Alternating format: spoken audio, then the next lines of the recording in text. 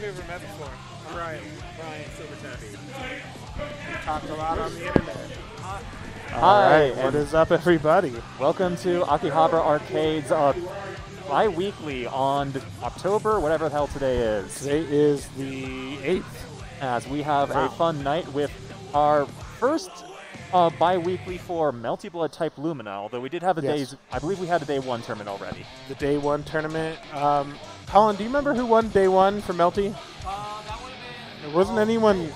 Deus. Deus won. Deus won day 1 Melty. I'm actually kind of surprised. He like shows up in Dragon Ball all the time. Yeah. That explains why. As Deus has been playing Melty Blood in the bag for ages upon ages before joining the other games in our lovely low community here right now. My only experience with Deus is they are a really good Bridget player. Ooh. Yeah, in Plus R, so. I should sense. actually get around to playing Plus R one of these days. I bought it on one of those sales, and they put it down for 3, and I've got like 45 minutes on it total. I still haven't figured out who I should play. Everybody should be playing Plus R.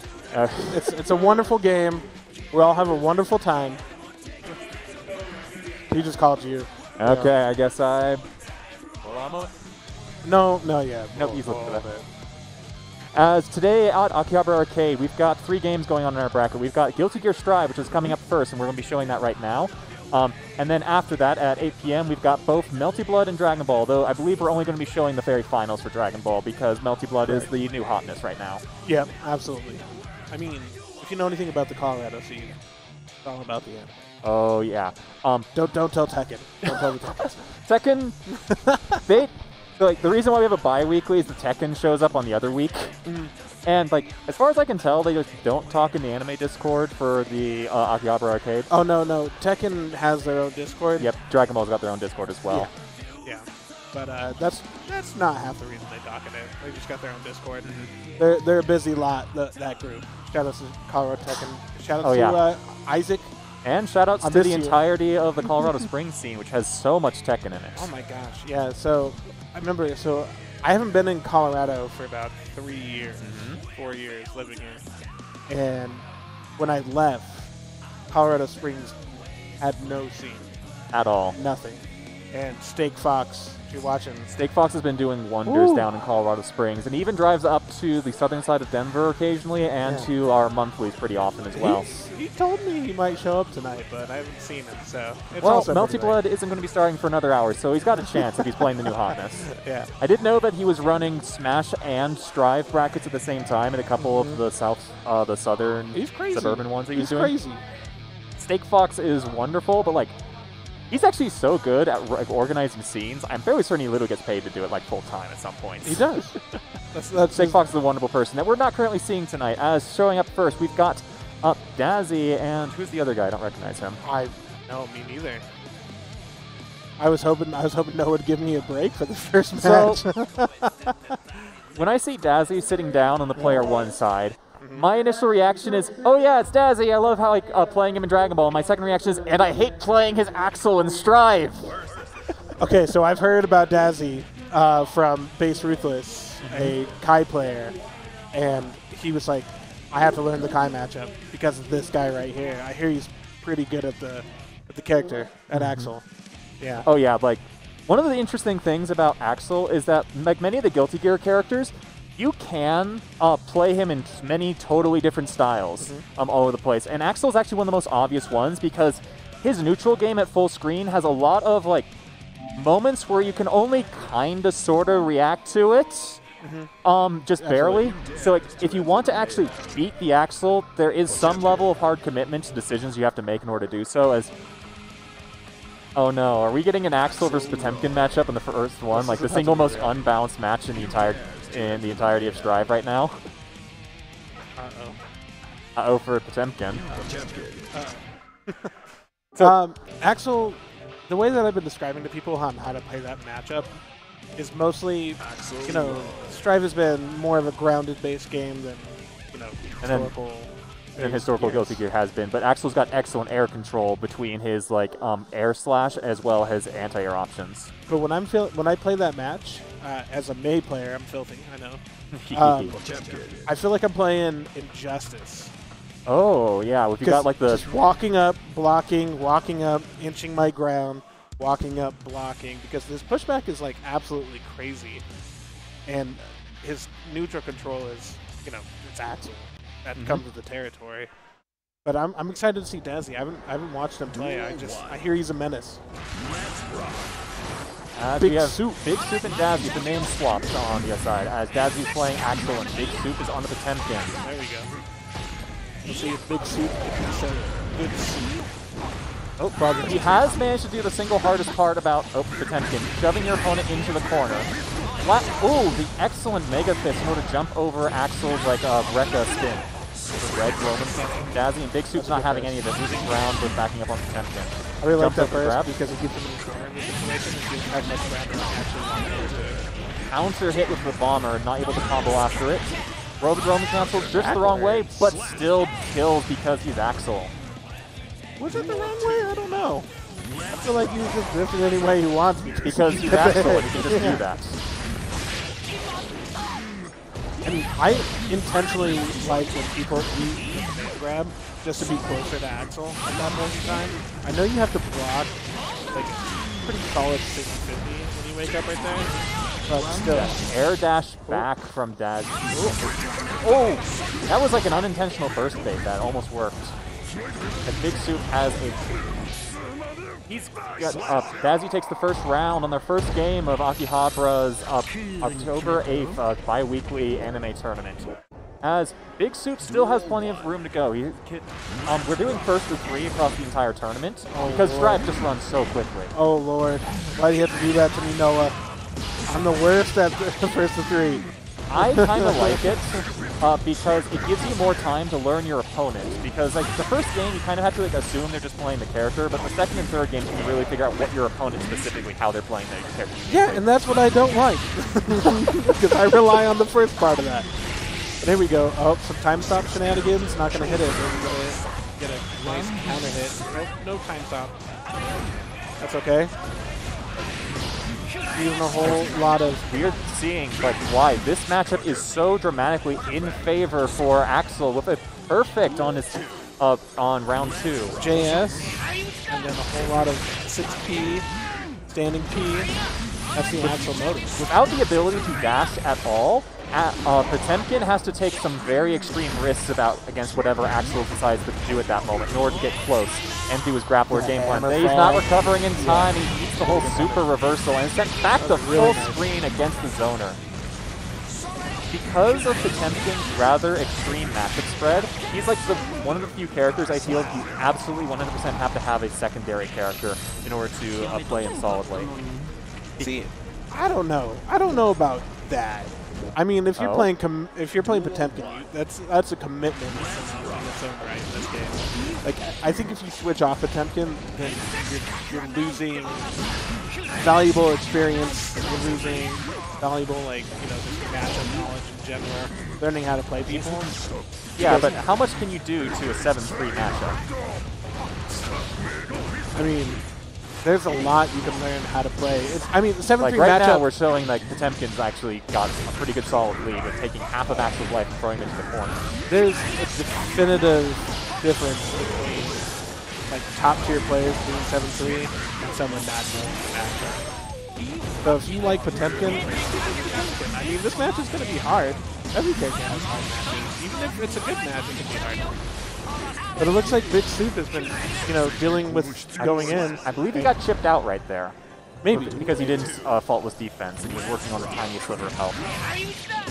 But Dazzie has been super impressive on how he's played. You can tell he's played matchup. Oh yeah. There's a reason why I'm very frustrated every time I have to play Dazzie in Strive. His Axel is a menace.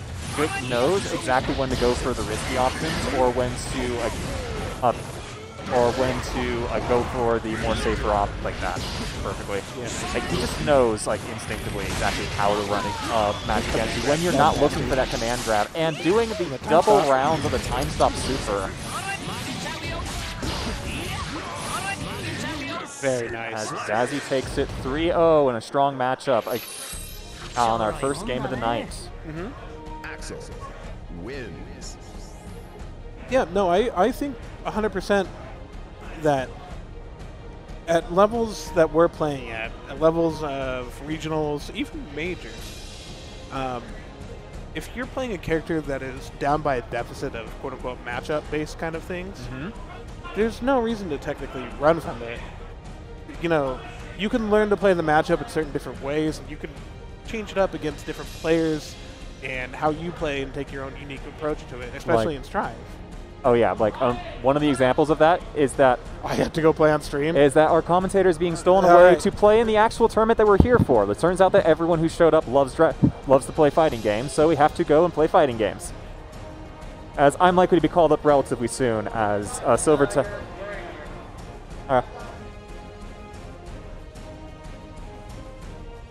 As we're continuing on with our second round of the night in Akihabara's anime bi-weekly Strive Up Front. As the commentator pulls out his phone and creates an additional tab in order to make sure that he can see both the bracket and also talk to you guys on chat. Okay. Boop. New tab, copy.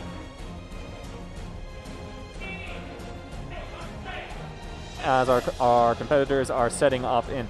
I just love this venue so much. Like, we have this huge double room filled with old school arcade cabinets like Third Strike and even like an arcade version of Street Fighter Turbo and Street Fighter 4. There's like a Marvel vs. 2 machine on the other side and like an original Mortal Kombat. I think Mortal Kombat 2 on the other end of the bar as well, which we have a lovely venue with a wonderful host that's serving all sorts of alcohol and short snacks. As this is just a lovely spot to hang out. We've got plenty of seating on the left, as you can see in the bottom right of our screen, and it's just lovely to show up here every bi-weekly and monthly that we can hold for the anime scene.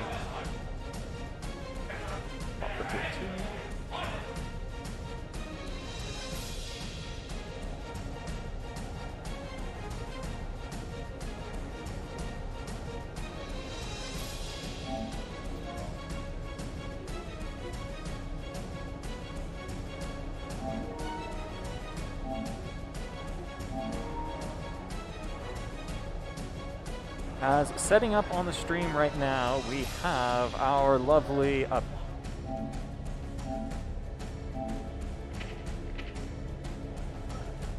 think this. Attempted.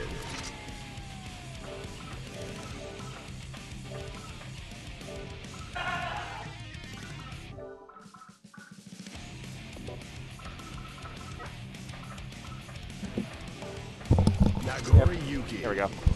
As we as our lovely technician over here, CD Mangaka, had to step away for a moment. He just returned and has picked up the second commentator headset. As CD Mangaka, I can't leave you all alone up here. You know, I gotta teach people how to play on a PlayStation 5. It is what it is. Yeah, I believe you set it up so that the Bluetooth is disabled, so you have to be hardwired in today. Yes. In order to reduce some issues. Because I noticed, like, the first times I used the PlayStation 5, it felt like the PlayStation 4 would take priority in stealing the controller. As StoneColdRM and crunkbunny. There you go. I just want to call out how amazing of a name crunkbunny is. That is like top 10 names out here, I think. Stone Cold, though, going in, getting some chunky damage on this one, but the far/target combo, they come out from Crunk. Very jumpy Nagoriyuki so far. Nago's jump arc is actually huge. One of the reasons why Mei is so effective against many characters because of her hard-to-deal jump arc. Nago's is very, very similar. The only difference is that he's a heavy, so like you don't expect him to jump as much. And you get the guts right there, too. An immediate blue RC cancel. The 2 heavy slash gets blown up by the slash dolphin. Stone Cold taking round 1 so far. Mei wins. Our button's incorrect. Oh, they're having an extended chat. Let me check with them real quick. Nope, they're still fighting.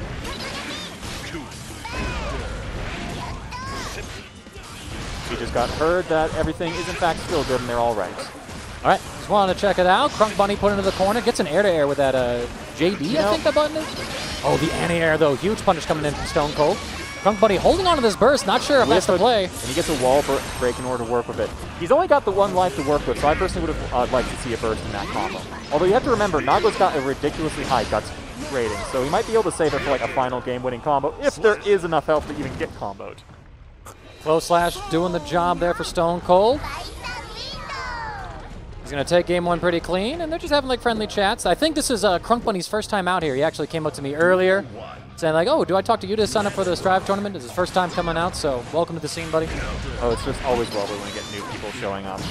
Oh, wow, that sweep right there. Heavy Slash getting a counter hit. No conversion, though, from crunkbunny. The Dolphin just barely whiffs, and the close slash from crunkbunny gets it out of the corner. StoneColdRM commits to a jump in, and there's the burst halfway through the first life on the second round. Could have baited it, perhaps. Like, there was some notifications. Could have looked at the bar and whatnot. Stone Cold maybe not playing at all cylinders, taking a little easier. crunkbunny not really throwing out any of Nagoriyuki's special moves. That's the thing that the character gets a lot of attention for, how strong they are, but not really seeing any Fukios or any other. He's been keeping his blood meter very, very low. I mean, but also, Stone Cold is just kind of jumping and using up dolphins constantly. Yeah, the very last hit of that far slash combo I don't think can be canceled. Stone Cold has just been jumping and jumping and jumping, and crunkbunny is having the hardest time doing any anti-airs against him. Jumps out of the grab, but doesn't land in time in order to punish. Using the meter, they trade bows. He's just kind of pressing triangle. He stops the combo short this time to keep it safe. I mean, Stone Cold wanted to jump out, but Stone Cold finds recover in time. That's the other downside of Nago's high jump, is it takes a long time for him to land compared to the other characters. So you have to, so it's not necessarily the best way in order to avoid command grabs, or at least easily punish them. Stone Cold up 2-0 in this one. crunkbunny just really not using a lot of the assets that Nagoriyuki has to offer them. But, you know, first time out in an event, just welcome aboard, and we can teach you some stuff. Charged dust, first time we're seeing one tonight. And he doesn't burst on this combo? He's just going to eat all this damage? Crunk, please. Gold burst on Wake Up in order to deal with the Okazemi. And again, has a hard time anti-airing, using far slash to anti-air, and gets hard called out with an invulnerable reversal on landing. 7 letters on the screen. Close slash anti-airing, actually, the May jump in. Stone Cold now seeing what he can get away with. crunkbunny tries to find the footing. crunkbunny tried throwing out Nago's projectile beating plus on block special, but Stone Cold is just jumping and jumping and jumping and jumping. crunkbunny has to find some way to convince Stone Cold to stop to stay grounded. And well, if you don't use most of Nagoriyuki's specials or some of the other options that the character has to offer, you're not going to find that one. Gets jumped in on, gets supered. Reversal super, and he's having a fun time with it. Stone Cold takes it, 3-0. With a big smile from his opponent. You know, you're out here for the experience. It's a good time. Welcome on in, and Crunk getting looks like a little friendly chat as well. And that's a nice thing of coming out to locals, right? You can talk to some of the other players, get some insights into what you're looking to do. Always happy to see new faces come on in. And locals are wonderful because you can stop and chat with the other person immediately afterwards, which is something that's really hard to do online. You either have to finagle with the annoying on-screen keyboard that PlayStation gives you, assuming they even accept the chat, and half the time people aren't going to because they're expecting a bunch of salt. As they're currently having a nice chat about how.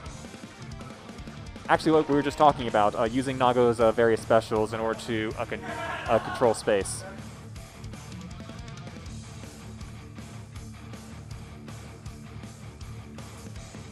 Taking a moment to check the bracket to see who's going to be coming up next. As we welcome back StoneColdRM back to the commentator seat.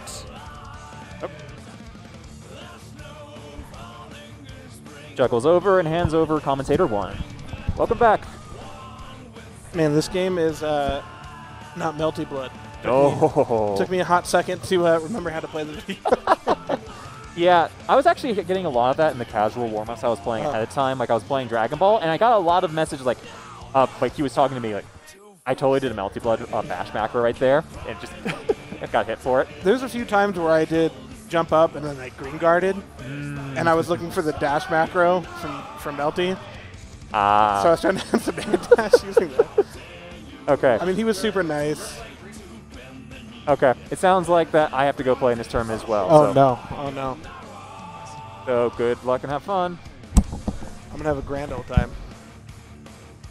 Yeah, we are here at Akihabara Arcade, located in Westminster, Colorado.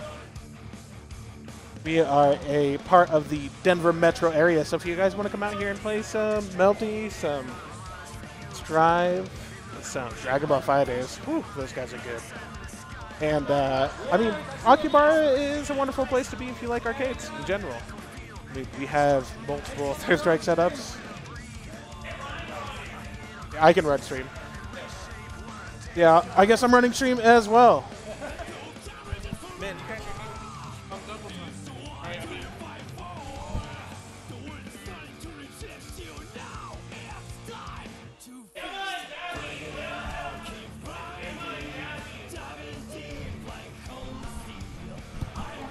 All right. Time for some more stream. Hey, Colin. Colin.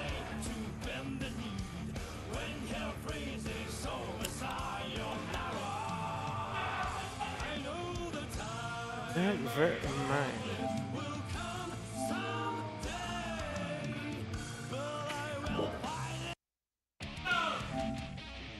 Hey, Colin. It's been a hot minute. How do I switch? How do I put the program? Oh, transition. Transition over. Got it. Yeah, it's been a hot minute since I've ran a stream.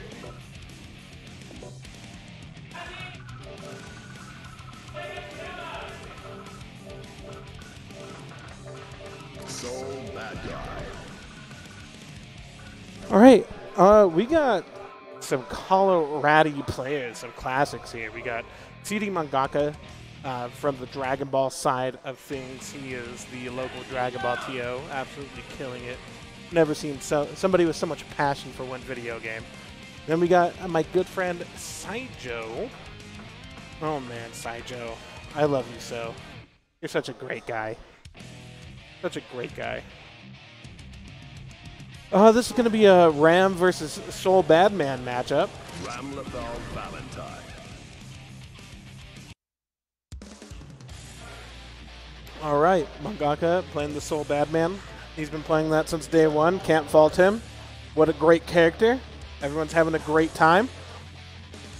Scijo, the classic Colorado Ram player. Everybody knows him. Everyone loves it. They cannot change society. So instead of reflecting on themselves, they... All right, we're going to let the intros rock. Someone's been playing Melty Blood Online on PC. Okay, okay. All right, so we're going to go ahead and do some good old jump back, dash, neutral, trying to fill each other out, using the far slashes on both ends at the full maximum capacity. There we go. Nice 6P from CD Mangaka right there. Using Gunflame and, ooh, nice burst. I would have gotten out of that corner too.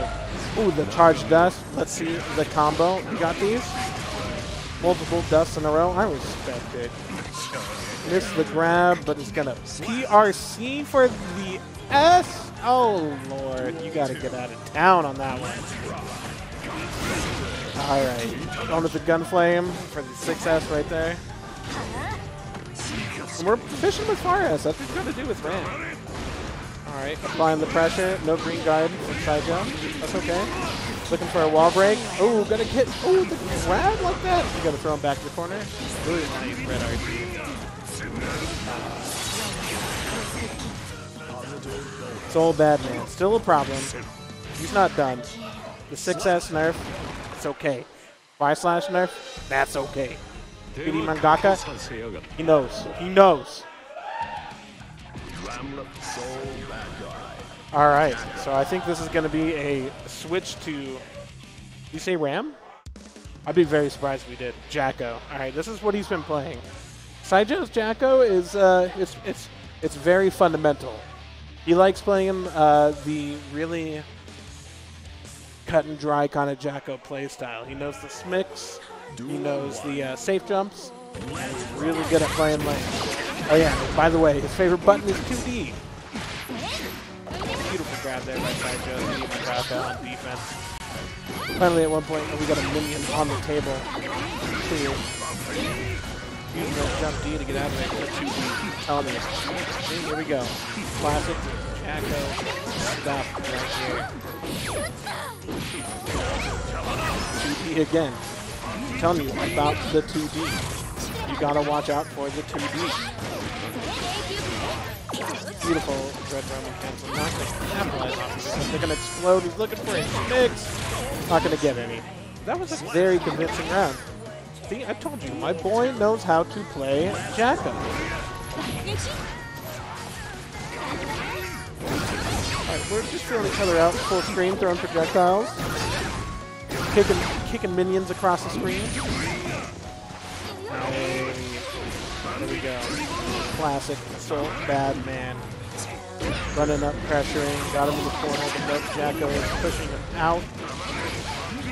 Magnet Vortex, get out of here. Daisuke, your vision, I hate it. That was a beautiful backdash, I didn't even get to see that. That was a backdash. CD Mangaka tried a PRC, got caught up. That was wonderful on both there. That was a high-level play. Oh no.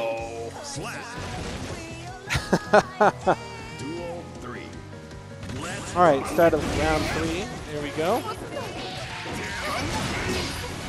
Using just some normal trip up buttons here. Nice grabs. Seems like a pretty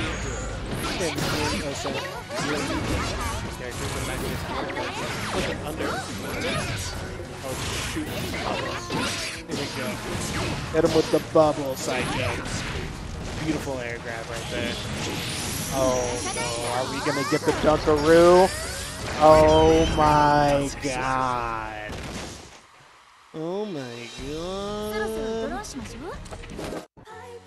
Shout out to Fakabot, the true 3S fan.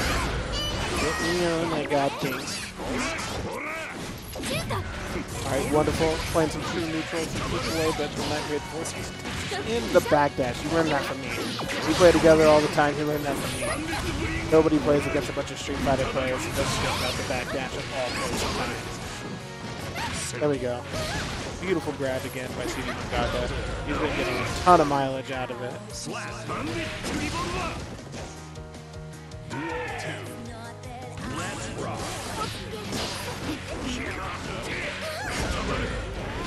I was not paying attention to the last 10 side. He's running. Alright, there we go. Throwing a lot of minions.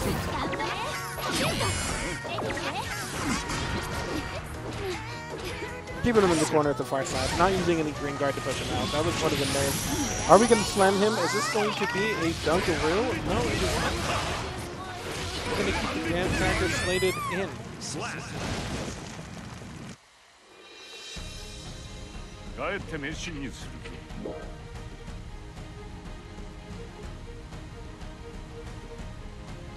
Hey. Duel 1. Let's rock. Sorry, that was my bad. We're going to go ahead and restart. Alright, 2-1. Scijo, CD Mangaka looking for the win here. Beautiful burst.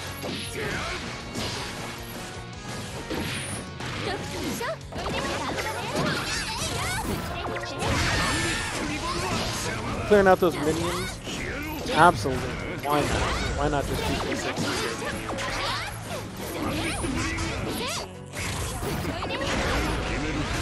6H, the most problematic button in the whole entire video game. I'm only saying that as all the gameplay. It's okay. The Dunkaroo, he took out the whole entire Graham Cracker and scooped him up. Oh my god. Beautiful 2D. Looking to close it out, but there was a burst on deck. Gotta use that burst. That's so bad, man.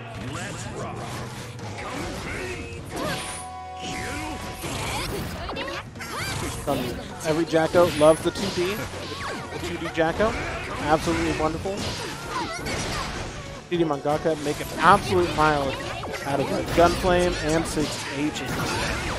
Oh, he's using Gunflames to clear the minions before they even get there? Are you kidding me? Look at this guy. That's some wild and crazy stuff right there. Beautiful PRC there by Scijo. Oh, we're looking for the wall break. Not gonna quite get it. The wild throw, the 6H. Oh, is gonna snag it. There we go. All right, we're going to get our Stream Master General back with CD Mangaka. Thank God. Thank God. Oh, I got to play on stream. All right.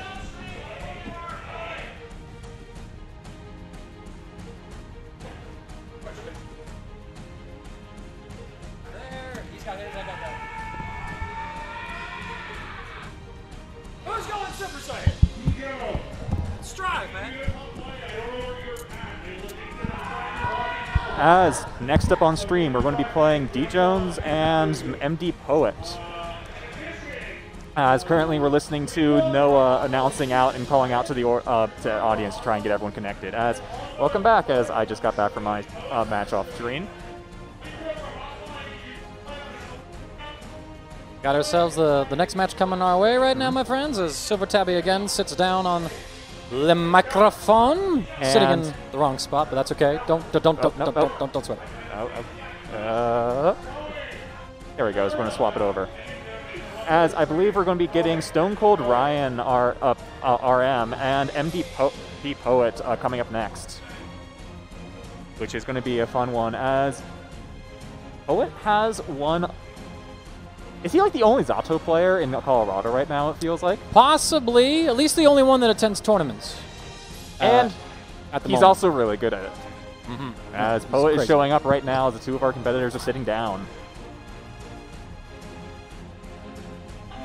Poet has this wonderful mix between a pure instinct of knowing when to press a button exactly to disrupt someone. Like, he knows whenever a setup has got a gap in it, and he always presses buttons at the exact moment. And he also has a really large amount of lab time put into all of his characters to make sure that all of his stuff is frame tight and perfect. And he's playing a character that lets him show off all of his lab time.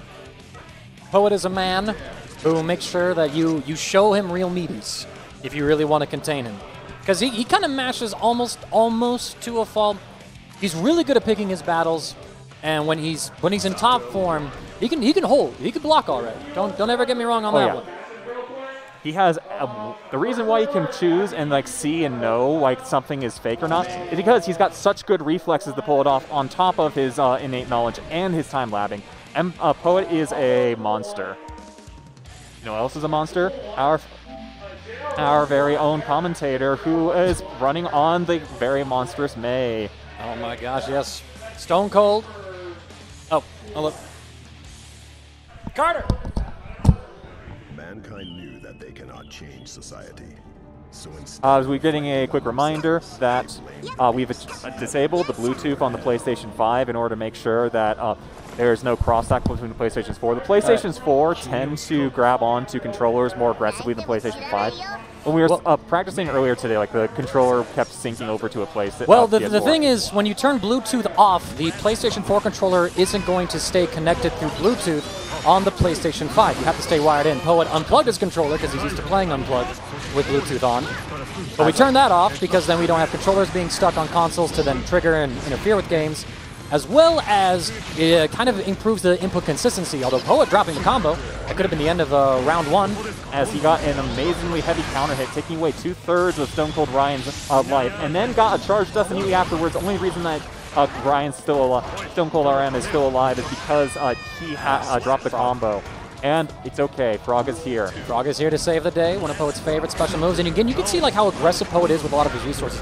Takes one jump in from Stone Cold, immediately burst. That's almost a habit of Poet's, arguably to a fault if you study his play a lot. Like, you burst, you touch him the first time, he spends burst, you could probably possibly bait it. It's hard to see it, but the reason why Poet's so willing to use all his resources is that if you specifically do an Eddy cancel, it recharges the meter in the bottom right way faster than dodge on that Amorphous. What? Excellent. The PRC to get through it? That's crazy. Poet still got Ryan in the corner. Oh, and the excellent air-to-air to keep him locked down, and I think that was chip damage. Perfect on game 2 for Poet. He almost had a perfect in game 1 and shows up super strong. Zato is another example of a lab-heavy character. You need to know how to beat Zato and his specific style of this Zato player to have a chance against him. Now, I wonder how comfortable Stone Cold is playing against a Zato. I know Poet's going to be fairly comfortable playing against some Mei players because he and Yinja practice a lot together, and Yinja's a very formidable Mei. And Zato has a lot of really good anti-airs, even from just throwing out the Hydra on Eddie, which acts as a counter. His 6P and the Frog and his 2H are all have huge anti-air hitboxes, which makes it so that the large amount of jumping we saw Stone Cold doing previously is not going to be as effective here. RC stays same side overhead. Poet jumping out of the Dolphin RPS, gets a short conversion, catches the wake up from Stone Cold. Another perfect. 2 perfects, not quite in a row. Actually, no, it was. It was round 2 and then this round 1. Playing safe and careful in neutral with a single 6P to throw it off and flight cancel to get an extra overhead. Not able to combo off of it as Stone Cold takes an opportunity. And the moment the combo ends, Poet just presses a button and trades away to get back into neutral. There you go. Trade right there, the full charge does Stone Cold. Going to be able to take this round at least, take it to the final round of game 2. With a giant freeze frame on a very happy Mei. Burst almost available for Stone Cold. MDPpoet, maybe about 15 seconds away from it. Command throw time. Going to hold this.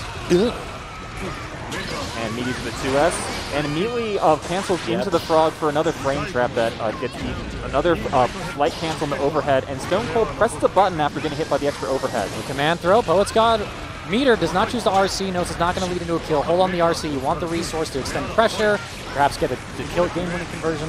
He felt like maintaining the corner was better than having the positive bonus. Gets a hit with a close slash, and Roman cancels to finish out the round of the third perfect in 2 matches. Only 1 round Poet has won with the perfect. That's absolutely crazy. But, you know, this is first of 3 for a reason. Stone Cold might be able to pull this one back. Chooses to burst out of the Zato pressure. I agree with it. Eddie's down. Poet having to play passive, but he puts Ryan in the corner. Frog getting into Oki. And just breaks the... Not quite. Caster's Curse. You had to wait for it. Archer time. Uncharged Dust, and uses the Frog in order to convert off of the 20-frame overhead. Very difficult to deal with in the round start Amorphous. Getting plus frames, resetting the Eddie meter, and Stone Cold just bursts out with the Dolphin, and Poet immediately bursts back. Heavy slash, gonna take Ryan down. Poet. Match point for Poet. All right, Ryan. Get hit by the counter hit, run up throw, feeding it after the overhead. Very difficult to deal with that situation. Even though he whiffed the button, he immediately canceled in the Frog in order to maintain corner pressure. They trade. And they trade again. Another one. And then uses the Eddie counter move in order to anti-air. Helps him out. Goal burst there from Stone Cold. Maybe a little too soon. Yeah, I think that was a panic move because the burst always floats upwards, so the higher in the air, the more likely you are to have the burst whiff. Jumps out of the heavy Dolphin. He's able to get the throw. Put Mei back in the corner. Drills for Oki. Gets the low. Empty low. That's it. 3-0 for MDPpoet. Fist bump for Poet. And Stone Cold. Great game on both sides. Poet, again, just, I think, really showing off, with that matchup familiarity. Again, having a training partner that plays the character certainly helps. I believe next up on stream, we're going to be seeing Green and CD Mangaka. It's either that or it's going to be Silver Tabby and Poet. So one of our 2 commentators is going to be leaving and being replaced with our Stone Cold Ryan. Okay, they're doing Pool 2. They're doing Pool 1, which we haven't been seeing very much of Pool 1 today. I don't know what's going on against that character. And you're also unlucky in that he knows what every character's doing. Yeah, I mean, MDPpoet is a local, anime, I guess DB fighters. And he always plays these very complex characters that have a large range of tool sets that he loves to use. And he also, even with relatively limited defensive mechanics, he knows how to use his basic buttons in order to challenge Oki and pressure at almost every moment. I mean, I'm just happy that I only got perfected 3 times. One thing you have to watch out for is that a lot of Mei's game plan relies on jumping, using her extremely high jump arc in order to avoid most of the anti-airs in the game. Yes. And Zato just has excellent anti-airs. His 2S goes, his 2H goes huge into the sky. Yeah, he's got a counter move on Eddie with the Repose, as well as the giant frog hopping over everything. So he's got an excellent ability to counter aerials that most casts are lacking. Frog is the bane of my existence in that matchup. Oh my lord! 2S. But if I get hit by a 2S, I'm like, all right, you got me. Good 2S. But Frog, I'm just like, you gotta be fucking kidding me. Not the frog again. I got frogged up in public. Oh my lord. All right, here we go. Next up on the stream, we've got Havoc Noah and Savantrex. Havoc Noah he wins nearly every single tournament we show up to. Well, to be fair, there's a saying that we have in Colorado that probably predates you called "fuck Noah," and I'm gonna hold that right here. Here we go. At least he's playing the right color. There we go. Shout out to Noah playing the right color. I believe the only time Noah didn't play that color was when he was playing an Enomir during the monthly, and True Tech stole the color 7. Which homie?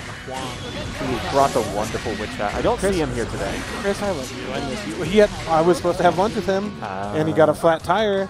And just like you just get a random perfect on the first game of the first round. Yeah. And Noah proving the reason why there's a saying against him in Colorado. Savantrex out. If I remember correctly, he is a Uni player as well. He plays Phonon. I'd expect him to be playing Axel or similar character if he wants to play Phonon again. As Havoc Noah just running this offense, the empty low, and even the aggressive early use of the burst to keep Savantrex in the corner earlier. An excellent anti-air. And Savantrex gets caught trying to jump out, I believe, right there. All right, Noah, just doing Noah stuff. If you want to win our tournaments, you need to find some way to deal with this. Noah, MDPpoet, those are the 3 to watch out for. Although True Tech had a wonderful run, getting all the way to beating Noah actually in winners finals last time. Chris, get out of town, True Tech. Again, these empty lows, counter hits as Savantrex pokes up on Wake Up that time, not letting Noah keep doing the fake high-low throw mix. Charge Dust blocks it, but because it's only -10, most characters can't hit it at that range. Extra overheads and takes the plus frames with the super, and he doesn't mash out in time, so that actually wasn't a true combo. Of course Noah has that optimized. Of course. Of course. All right, here we go. Noah, round 2. Immediately low profiles the mid poke twice in a row. As Savantrex is having a hard time getting any progress in on this. Noah air dash canceling for an extra overhead. Not getting the wall break though. And just not barely getting the wall break, Noah. Alright. Optimizes that hit not to try and get damage, but just to keep the pressure on. Savantrex manages to get a tap out and side swap under and gets hit with another empty low. Oh, he's looking for something cheeky there. That reset. But for the jump S. And then the throw, feeling like that wasn't quite tight. Hey, you think if Noah strokes the big tree and no one's around to see it, does he actually stroke the big tree? Because that's what he's mashing right now. There we go. All right. See? Look at him. People. Look at him. He's just stroking the big tree. Waiting for it. Waiting for it. Faultless defensing. Stroke. Stroke. Stroke. And Savantrex actually making excellent use of the air dash back slash in order to save it safe in the corner. Immediately bursting the moment he gets any position in the corner, but gets reversaled on. Savantrex plays, what's her name in Guilty? Or not Guilty, Uni. I believe you said phone? Oh, Mika. Plays Mika. Pretty sure. Anyways, the Kai's a pretty weird choice if that is true. Getting just stroked in the corner. I don't like saying that, but I did. Not having any of it as he manages to throw out of one of them. Backdashes, blocks the second hit of the 6H. Havoc Noah pressing buttons on Wake Up gets counter hit by a close slash. Savantrex not able to maintain the pressure. Noah gets out. Ooh, excellent air dash into the jab. And Wake Up super beating the delayed throw as the headsets come off. And Havoc Noah takes it 3-0 over Savantrex. I know how that goes, Savantrex. Don't worry. Wins. Man, I was not ready for MDPpoet. I never played him before. I only played a few Eddies in my time. With that win, Havoc Noah makes it out of pools on winner's side, cutting it to our top 8. Oh, really? Next up, we have Green and Mangaka on stream in pools 2. As Mangaka has been running the technical side of our stream, you occasionally hear his voice when we need an extra commentator.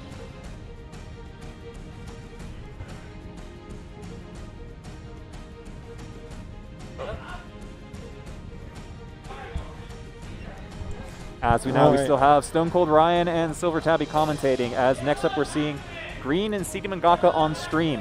Winner of this match makes it in the top 8, getting out of pools on winner's side.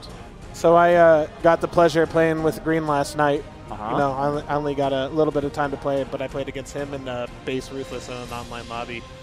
And Homeboy was calling his lag on not paying his internet bill. You gotta pay those bills, especially those internet bills. What is that Destiny Child song? If you don't pay your bills, your internet bills, you gotta pay my bills.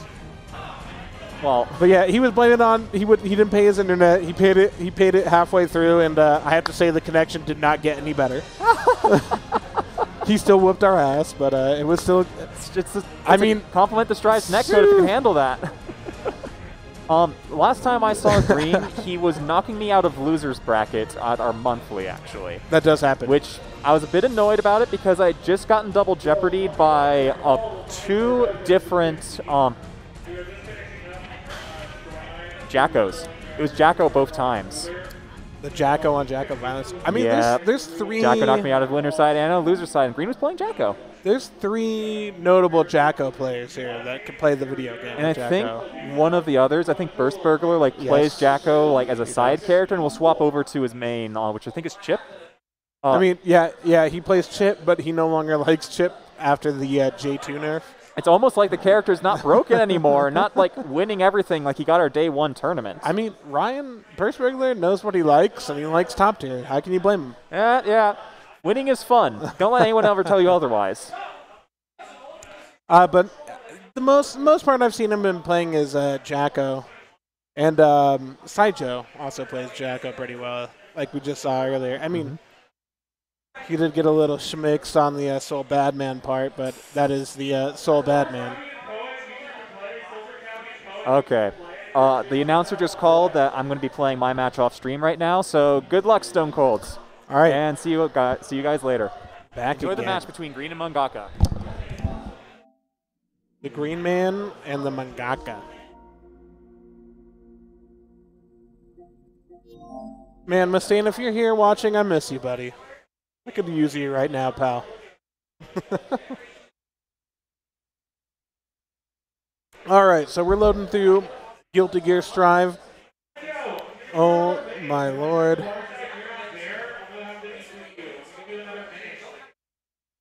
News, we are out here at Akihabara Arcade, located in Westminster, Colorado, right off the turnpike on Highway 36 in Sheridan.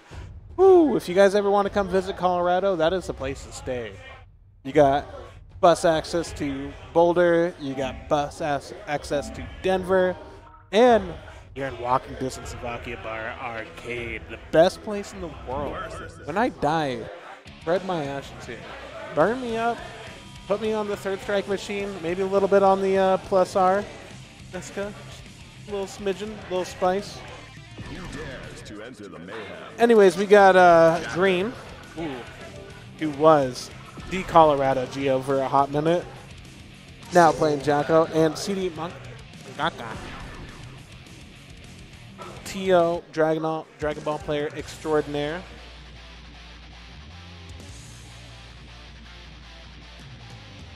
All right. Whew. If I have to have a little commentator bias, which I shouldn't, but I'm going to. Mankind Green was playing a whole ton of Melty last night, complaining about Melty stuff, and it was still pulling off the most insane schmixes I've seen with Jacko ever. There we go, starting off with a little bit of just backing away. Oh, this is a button check. Get out of town, boys.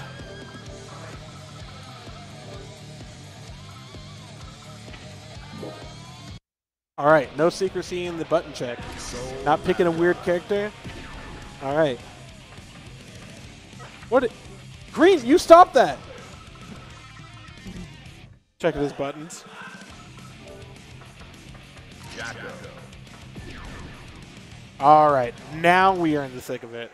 Let me go ahead and clear these scores.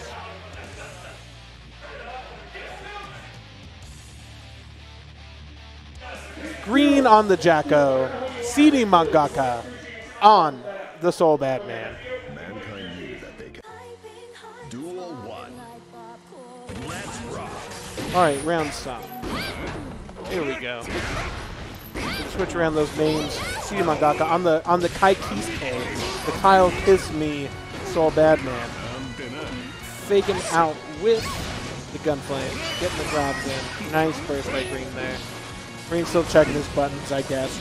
Probably hasn't paid his internet bill in a hot minute. It's okay. It's okay. All right, you see that down back? Okay, don't attempt that at home. You will throw out your back. I don't need to see that on the internet. I'm in enough pain as it is. Beautiful grab there. Chucking him. Oh my god, we have a reversal super here. Are we gonna go into the Dunkaroos? Oh my god. Oh, did that hit cracker. And the marshmallow goodness, but CJ by Soul Bad Man to close that out. All right. Opening gambit. Would we have 6-8s? Of course he would. 6-8. The Gunflame just to keep him at bay and not going to really work out. All right. Revolvering in and just adding the pressure as needed. Man, I thought they nerfed that button. I thought this character was done. All right, picking him up. And look at him holding it. Putting that minion into daycare, dude. Oh my lord. CD Mangaka. I have to do that on stream. All right, that was a button check. I heard that. I heard Green say that was a button check. He paid his internet bill. There we go. See? Told you. Button checks. We're all good. There is a main and name is Gucci, and that's where we're at right now. Here we go. Back into the Soul Badman Jacko matchup.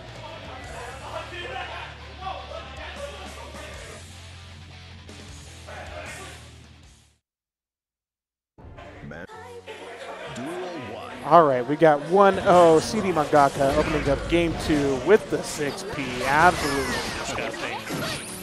There we go, throwing around the minions. Oh, Lord. Not blocking those charged 5Ds. Come on, Green, you got to do that when we're playing together. You can't block those. There we go, beautiful grab, charged 5D. Corner, running around, throwing the minions. Oh, gonna get blown up by the touch. That's the bad touch. All right, full screen. Kind of where she wants to be right now, Jacko. Chucking the minions, pushing them around. Oh, he was trying to build the sandwich, but accidentally got lit with that blue heat fire on his own. And hit with the classic Guilty Gear. Jump forward, back dash, back dash, back. Cage. That was a classic. Everyone does that. Come on. All right. CD Mangaka going for the good old far slash while throwing it. Not going to work there, pal. That's all right. You're winning the game. Beautiful grab. Beautiful wild throw. Not going to use it either to put him back in the corner, but I respect it. Why use it? What just happened right there? Oh, my Lord Almighty, the 6P.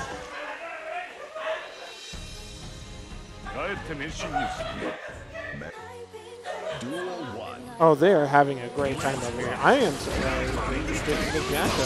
They said he was going to come here and win today. All right, dunking around with the minions. There we go. Throwing it up, throwing them around. Beautiful grabs here by Green Fire. CD Mangaka. Defense, he spent it. Last 3 games, he spent it. He's getting dunked around.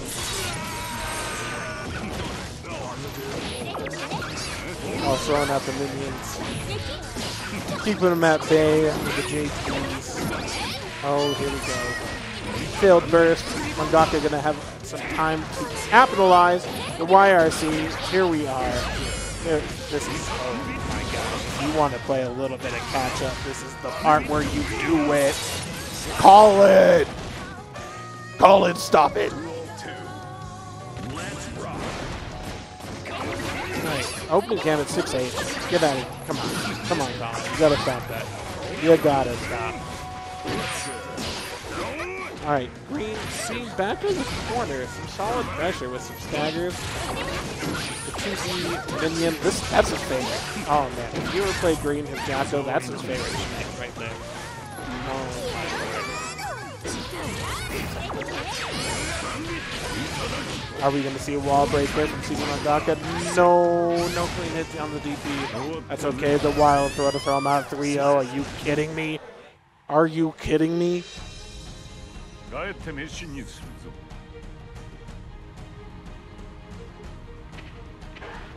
Oh. That was... I mean, you can't discount my boy Scijo Mangaka at any point in time, but that was a little bit surprising. Green was, he was ready. Yeah, I mean, we'll see later on in the Melty Blood tournament because Green has been nothing but grinding Melty Blood.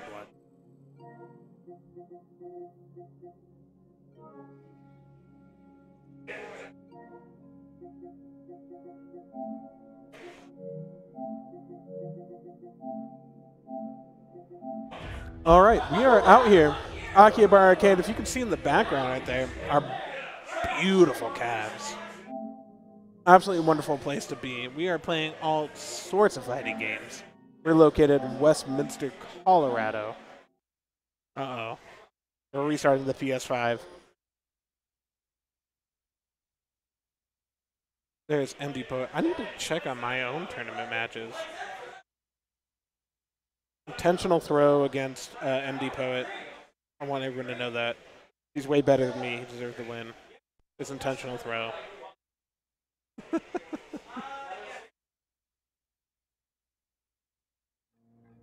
All right, we're waiting for Noah and Scijo Mangaka to give us another tournament match here. I hope everyone watching at home is doing well. It is a beautiful day here in Westminster, Colorado. We are all primed to play some great fighting games. Yeah, okay. All right, I got called to go play. Colin should be up any moment now, and I'm going to put you guys on a quick standby. We'll see you in a few.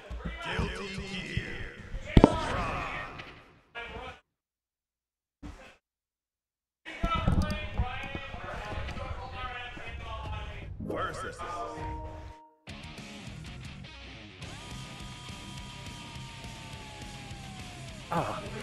As currently in Akihabara, we're currently up. What?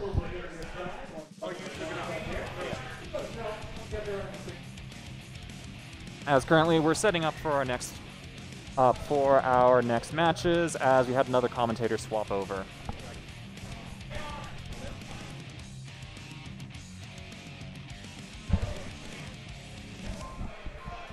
Stone Cold's playing off stream, and Silver Tabby is currently waiting for his next match, as we had a DQ on loser's side that took some time for the TOs in order to work out. So I'm going to be with you for probably 2 games here right now. As now we have, I believe this is First Burglar and Havoc Noah? This is First Burglar, Havoc Noah coming at you.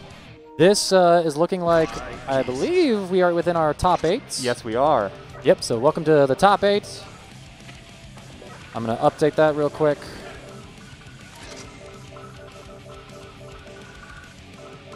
As we managed to almost, not quite, run through 2 pools in an hour. Doing pretty well so far. Again, first to 3 for Guilty Gear Strive. We're going to get a little more of this underway, and once we get through that a bit, where you should be able to get Dragon Ball Fighters and Melty Blood off of the ground, kind of just waiting on the world as it is. As we get to see 2 of the best players in Colorado duel it out on Burst Burglar playing his Jacko up front. Oh, he's likely to swap it out when he takes 2 losses. And then Havoc Noah playing the traditional Eno. Expect nothing less from Colorado's finest. Burst Burglar, of course, getting the win on the Day 1 Strive tournament, but since then Noah has been undefeated in terms of tournament placements. He has lost a gamer here or there, most notably True Tech, or the artist formerly known as True Tech, now going by Witch Homie Quan. Due to the wonderful, gigantic witch hat that he's been wearing around, that he got. Oh wow, the sweep start off. Burst Burglar gets the initial hit, Minion to clap the 6P, and then Havoc Noah, Burning Burst already. Jacko's low normals are actually very good, which in Strive, due to how powerful the 6P mechanic is, makes it a wonderful round start option. Not only that, too, early burst. Eno just kind of naturally dodges those bursts and those counter hits. I want to see players be a little more patient in that situation. Burglar's burst got burgled. And there we go, punishing the stroke the big tree. And I got to imagine, too, that with the sweeps that Jacko has, that might be a range that Burst Burglar can contest against the strokes. Baiting out the YRC, you can't do that while Noah's got meter. Counter hit with a 6P and throws out a minion. Takes plus frames, goes up for a throw. It's actually really bad for Havoc Noah because he doesn't have any kind of resources to get out of this, and Burst Burglar takes round 1 with a nearly a pixel to his name. As Burst Burglar starts out with a sweep yet again, but Havoc Noah immediately adjusted and went for a jump round start, throwing Burst Burglar all the way to the corner, who bursts out with a raw sweep. Sweep him under the raw, get that overhead in there. Burst Burglar playing very well right now. Takes the plus frames, dashes out of the 6H. Tries to summon a minion, gets Low clipped. against the air dash. Burst Burglar's spacing has been incredible in this match so far. He's gotten a couple of whip punishes on these stroke the big trees. Barely misses one there, gets one though. Noah saving the burst. Excellent timing on the minion call and the double jump in order to bait out an anti-air. The 6P sending him back into the corner and the meaty minion as Burst Burglar takes the first match. 2 rounds to his name as well. Burst Burglar finally getting this Jacko to online as it is. Got to see if he's able to keep this momentum up, though the hardest thing about playing Noah is that he adjusts his situation, his choices in situations a lot. He's a very strong RPS player. So now we have to see how he's going to adjust. He burst, wasted basically. He's got no burst now on deck for probably the rest of the game, depending on how fast these games can go. It should be noted that the burst meter recharge is a bit faster when you're taking damage while low on health. So I bet the burst will come back just a bit on the late side. Blue RC takes the throw, checks with a 6P. Burst has been amazing with that so far. Oh, he tried to use the sweep to low profile the dive kick, but it happened too soon, and after the sweep was in recovery frames, the dive kick hit it. Now Noah getting his first round ran, short punish. The micro walk back made it so the follow-up after the sweep didn't connect. Nice check there from Burst Burglar, stopping Noah from wiggling after the slash stroke the big tree, -7. Here we go, Burst. Gets him in the corner. Uses the minion to juggle and get the wall break. Now, Havoc Noah's going to have about half a bar very soon, and that's going to be his power spike. That means he's got Fortissimo on deck. He's got Red Roman cancel to extend a combo, and puts him down. Doesn't really get much for it. Setup for it, or if he just pressed the button late. I'm not entirely sure, but it definitely isn't working out for him. Burst Burglar going to throw him full screen. Gets the armored up minions now. So Havoc Noah going to be forced to just deal with this pressure. Excellent movement to get out of the corner. Super jumping to get out of it, and the minion was out of range, so Havoc Noah checked. Comes the node, forced to low again. YRC at the perfect time. Catches Noah with the low. Havoc Noah, he's got to have a bar. Fortissimo is an option if he can get it off. He ties before that. The minion juggle is doing wonders for Jacko. Now, because Noah did get the round win, his burst is back online despite whiffing it in round 1, so that can be a very valuable resource. It gives Noah an out to some of this pressure that Burst Burglar could put up, but it's right now Havoc Noah's game. Gets the knockdown, multi-overheads. And again and again and again, just mix. HCL, Fortissimo, hard knockdown. Noah can end the game right here, depending on how Burst Burglar defends. A little bit of life left, and doesn't block the high. The yellow Roman cancel on the uncombos, because it looked like Burst Burglar was Havoc Noah was going for a double overhead, but Eno's Dust, even though it extends it for an extra overhead, it doesn't combo. So, meanwhile, Noah takes game 2. Yes, as Tabby's trying to explain. There you go, no pressure, good block on the high. Plus frames. Minus frames. Nice. Noah trying to wiggle. Burst out, but because Burst Burglar was able to cross under, the burst instead of keeping him in the corner, send him back to mid-screen, reset the neutral, and the minion yeets for the wall break. Dodges over it. It's an excellent 6P from Noah. YRC, Burst Burglar's been timing this pretty well, but Fortissimo this time, Noah gets it. We saw him get hit earlier from YRC. Might have been him trying to get the Fortissimo input, but getting eaten by the block stun. Yep, by the guard crush specifically. Here we go. Couple of lows, and has to FD, has to defend. FD. Tries to sweep on out, and Noah just jumps back, able to whiff punish. Gets himself another round on the board. Right. Burst Burglar's going to have to find, like, next couple of ways in. They're playing for full screen. The minion smacking the jumping under the projectile. So the smack. Just barely blocks the stroke. No conversion. Air. Takes plus range in the corner. One of the worst spots you can be in. What a throw. Out of the heavy plus on block stroke. Very nice. That is one of your answers to that pressure. And now Burst Burglar's going to send Noah through the wall. Counter hits on the sweep. Start sweep. Keeping him chained. No, what you spend the bar is the YRC. Burst Burglar not able to do anything, so gets baited. Noah is so good at just baiting out these defensive options. Sometimes you have to be willing to hold it. Another overhead delaying it. The throw. All of a sudden, Noah's completely reversed the momentum. Burst Burglar checks it with a jab. And gets the combo with the Red Roman. Drops it though. Too late. Early burst Burt. He wants to be able to force this round. He wants to get the game win right now. Armor minions come through. No, Noah jumping up. There comes the dive. No punish. Jumps back over to the minion. And the minion slides it out of the air. A bit of a laugh. A game of volleyball going back and forth. They're having a lot of fun right now. I have to flash it. I heard the laughs. I had to show you all what fun they're having right now. We're all tense up back here like, oh my god, and they're just laughing about this stuff happening. That's why you come out of locals. All right. The cross-up jab from Eno. Disgusting. Plus frames, able to backdash. Not really a whiff punish there, but still able to catch Noah after the 6H. Plus frames. They trade. That actually worked out huge for Burst Burglar. I think Noah had the big frame, the big counter hit, the super counter hit. And now Burst Burglar, though, kind of stops the momentum. They're trading. Smacks the minion. Oh my god, Eno just... Yo, the throw? Volleyball. The low now, and now full conversion. Smack him through the wall. Burst Burglar. Evens up the health, but gets all the meter in the world. The cross-up jab in the air is doing wonders. The wall break, not enough damage. And this could be it, right? Now, no hard knockdown. Blue RC's right in there. They clash! And Burst Burglar wins on the 2D. No conversion, no follow. He had meter. He could have killed. Blocks it. Jumps out. Let's get in. YRC from Noah. He checks him. Doesn't block the guard crush situation. Burst Burglar had it. That was such a choke on his behalf. He's having a good time. Don't get me wrong, but man, you give Noah an inch and he takes a tournament. Here we go. Burst Burglar down. 6H and 6P on Wake Up. Here you go, checking. Noah's going to burst out of there. Does not want to eat the minion combo damage, but he will eat his jump in. Gets put in the minion Oki. And again, he's trying to wiggle on this pressure, just trying to guess if something's not going to be real. I love how so much of the neutral in this game comes down to, can you hit the minions out of the air, or does the minion hit you? Running under. Oh my gosh, Noah with the check. Although Burst Burglar got a cross-up hit, it was way too high up, and Noah was actually plus. No, and he baits the YRC again. Burst goes for it a second time, undeterred. He's going to jump out, plant a minion, try and use it for the neutral, gets the 6P off. He's got to look for Fortissimo. Noah's got full bar. He can use reversals, he can use YRC, and Burst Burglar knows this. That's why he's playing at such a good range right now. They kind of keep Noah. Pull the back dash, he's able to block Fortissimo, gets the punish! That was so sick! This is a wonderful game. And yo, Nerds colors, actually, as Crooked Tricket points out in the chat. Pink nerds and purple nerds. Nice throw on the heavy. Baits the gold burst, no punish available. Out of range for the 2S to hit. Gold burst on block is still very hard to punish. Like no lie. It's like only minus 11 or something tiny like that. And if you get pushed back too, like you might just be out of the range for your normal to reach. So. Excellent 6P checking the jump in from Havoc Noah. Burst Burglar's gonna get the combo, side swapping him as well. The Jacko sauce. Noah busts out with the 6P, but not against that minion. Ooh, the sweep actually low profiled the air. Oh, the anti-air, and he's got full bar. Gonna get the extension. Doesn't finish him, but he will get the follow-up kill. I believe Jacko needs the corner to get a super in order to end the combo with.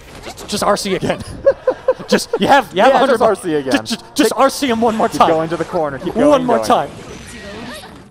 Ooh. All right, it's game 5 now in top 8 winners quarterfinal. Full count 6P, not only able to get a single minion set up off of it. Anti-air keeping Noah back. Noah keeps trying to jump over the minions and get that dive kick in that we just saw. Burst Burglar on the defensive now against Noah. Gonna get checked a couple of times. Go for the cross-up, nothing to it quite yet. Just barely dodges the dive kick. And too slow on the minion call, and Noah overheads out. Oh, that was such good pressure. Baits the yellow Roman cancel Burst Burglar not done yet. He's going to commit to a burst, and that throws Havoc Noah into the corner. Going to get punished. Noah, what a check. What a challenge. Overhead low. Gets the kill. Gets the kill right there. Havoc Noah now sitting at game point. Second hit of 6H, almost comboing off of it, uncomboing into the dust for the extra overhead. Plus frames. Jump checks, but Burst throws him into the corner. Now he's going to have the minion right there, but stands there too long. That looked like a misinput. Possibly. Noah gets pressure time. Red Roman cancel. What a tech from Burst. Excellent guess. Gonna drop a minion, but Havoc Noah slides in with that stroke the big tree. Blocking. Gets out of the corner for dust, but it's too slow. Has to hold this mix, and Megalomania at the very end. The command grab super. Hasn't made an appearance until this last moment, and Havoc Noah takes it 3-2. In an intense, close game against Burst Burglar. But man, was that a good set. And Burst Burglar showing that he, again, still has that potential to beat Havoc Noah. Only person in Colorado to take a tournament over him still. As got a single inch anywhere in that set, and that 3-2 could have gone very differently. Like you said, give him an inch, and Noah takes the tournament. So we have to see what comes up next. I believe we're going to have our next Winter Quarterfinals match on stream, featuring myself and my good friend, Poet. Yep. I'm going to check that one. I'll be back. The other pool was delayed due to a DQ that we waited as long as possible before we knocked them out. As I believe I have to go and play off stream against Scijo right now.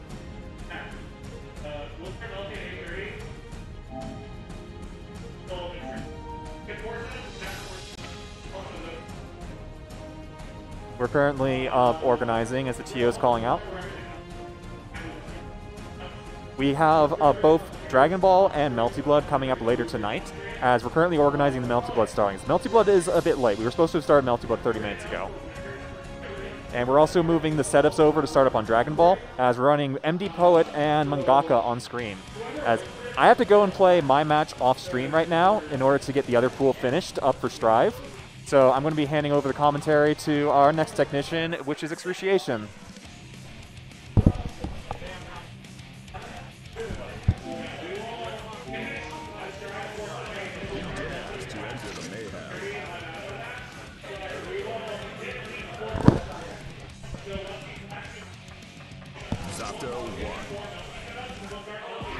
Alright, what's up, chat? I'm not a commentator, so I apologize in advance. But I'll do my best to be entertaining.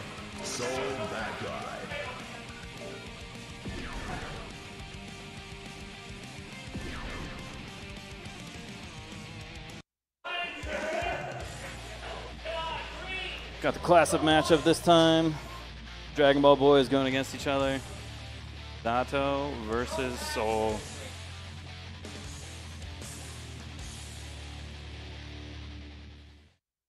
All right, let's get into it. That they cannot change society. So instead of reflecting on themselves, they blame the beasts, heaven or hell.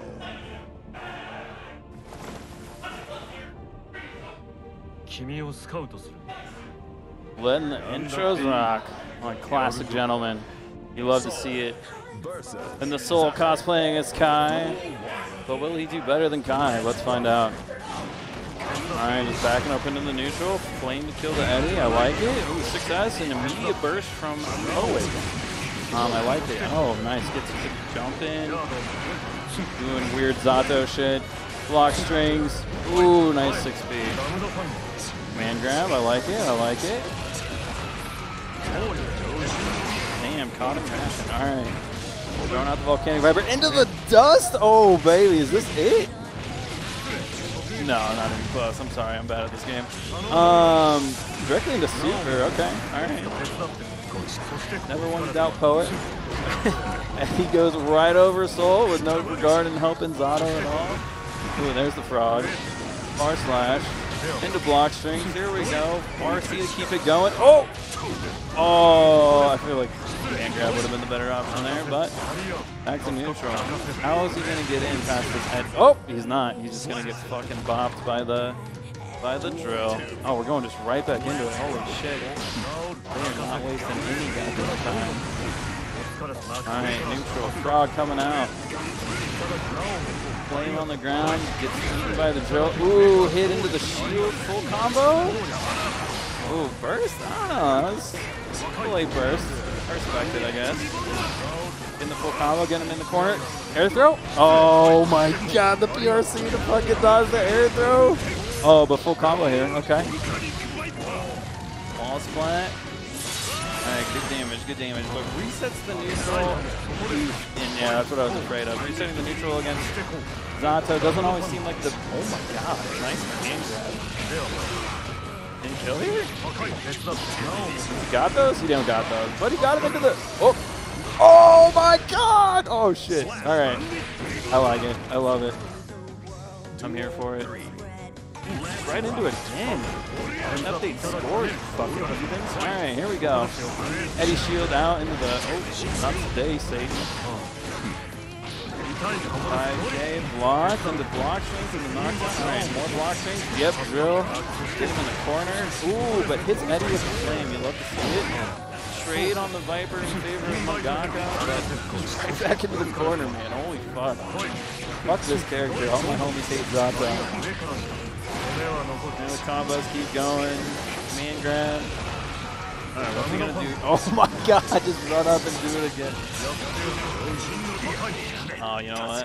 I'm so bad at this shit. I haven't done it in so long. I was counting rounds like games.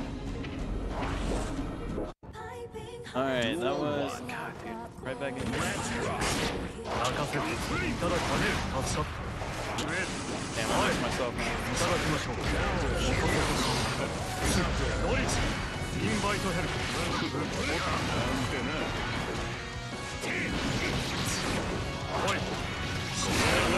Alright, burst to get out of the pressure. Throwing shit around. Right into super, okay. Keep the pressure going. Yeah, I respect it. Oh my god. Did you just do that infinitely? That's insane. Ooh, dunk. Dunk. Throw. Into the shield. Keeping it going. Oh, but Blue RC to get out of it. Oh, but the command grab. Holy shit. Poet is on one. My man. Duel 2. Let's rock. Ooh, big counter hit on the Volcanic Viper. Gets him into the corner where he wants to be, but then he just lets him jump out. Okay. Still hit, getting the punish. Ooh, but nice grab. Get him out of that shit. 6B into the drill. Back into the block strings. Oh, but I love it. Smash out. He ain't holding nothing on this fucking string. Oh, but you're getting counter hit because you're not watching your toes. Oh! Oh my god. Can't punish the whiff throw. Ooh, okay. Alright. Almost dead, almost dead. Oh, good shit, good shit. Mangaka staying alive. Duel 3. Alright, final round. Trade on whatever buttons those were. Shit. That was a questionable air dash in, but oh, catches him dashing in and blocks the burst, but not a great conversion. Kind of drops the up combo, but doesn't matter because we're getting dropping combos in the corner too. All right, back into block string, super to keep the pressure going. Drill, jump in, dash, another overhead. Weird teleport, ground nonsense. Backdashing all day. Ooh, kills the Eddie. That's not good. Ooh, trades with the gunflame. Runs into the gunflame rather. Doing the stop shield, but he can't shield that shit, can you, Satan? Throw. Last hit situation. What's gonna happen? Ooh! Oh my god. Zato. Fucking. So yeah, that's 2-0 for Poet. Holy shit. Duel 1. This is so back and forth right now. Ooh, 6B to knock him back into the frog. Into command grabs. Mangaka's just not ready for the command grabs at all. But how could you when there's so much bullshit on the screen that's just fucking neon white burning into the fucking sockets? More unsummon shenanigans. Keeping the fucking block streams going. Bursting out of it. It's gonna block, right? Yeah, okay. Oh, big punish? No, burst out of it. Okay, I agree. Keep him in the corner, yeah. Some damage off of it. Wall's about to break. Mangaka can't get out. Ooh, I like the. Why did you backdash? What? Okay. Duel 2. Not sure if that was a misinput or not, but here we are. Fighting for his match life here, not tournament life. Nice block string and stagger pressure, getting the sweep. Going for an empty gunflame again. Oh, double gunflame to kill the Eddie. I like it. Runs into the button from the lower. Big combo into the wall splat, into the super. Alright. Alright. Mangaka can take maybe 1 or 2 more straight hits, but he's definitely in single combo territory. It all goes out. First, I agree. You don't want to hold that shit. Oh! Oh, no! Oh, no, still alive, still alive. Chips a factor. Oh, and he got him on the command grab. Feels fucking bad.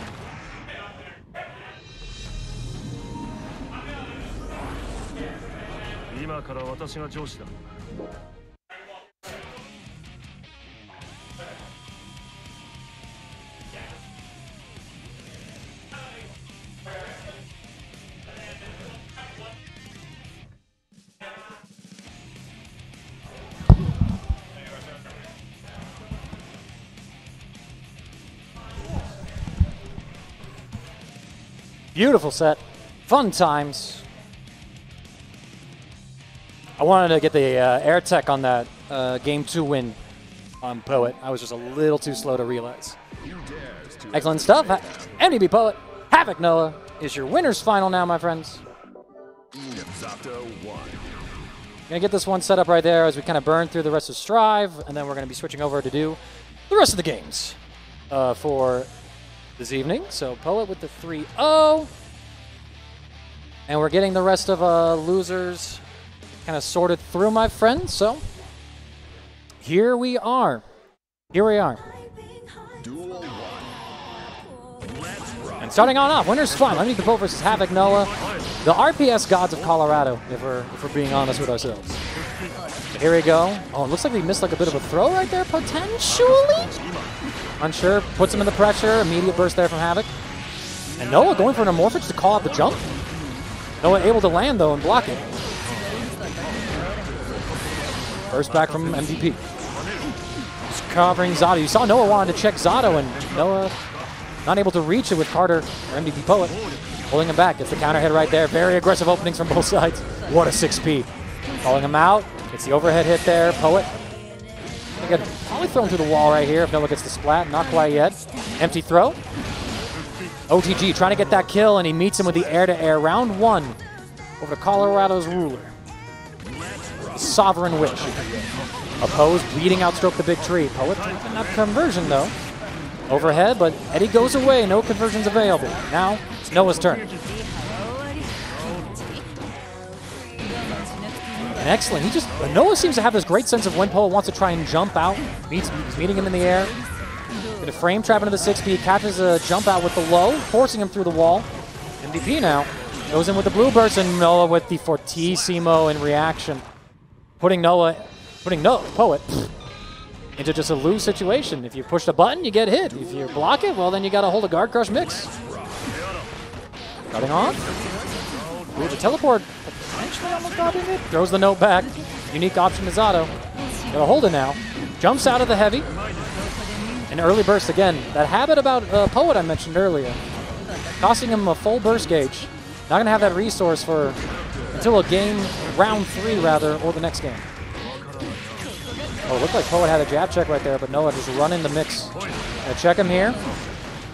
Gonna throw him down, chuck him back into the corner. So now here we go, getting things underway. Oppose, he's able to run in, gets the conversion as well. Full meter. Goes for the Sword Super, has the hard knockdown, positive bonus coming through as well. Oh, it's evened out with this life lead. Just throws out Frog. Another one. Noah checks on Eddie.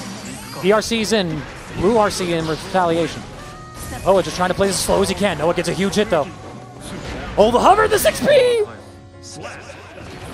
So close! But excellent stuff from Havoc Noah. Hold that one down. Poet trying to play it as best as he could. Gets the command throw this time. Put him into the mix. Bring him down. Zato coming through. Eddie. Frog low. Catches a frame trap. Another one. He's got RC on deck. And Noah's going to let this round go. Actually, the look on his face kind of said like, oh, I died. Okay. All right. Round 3.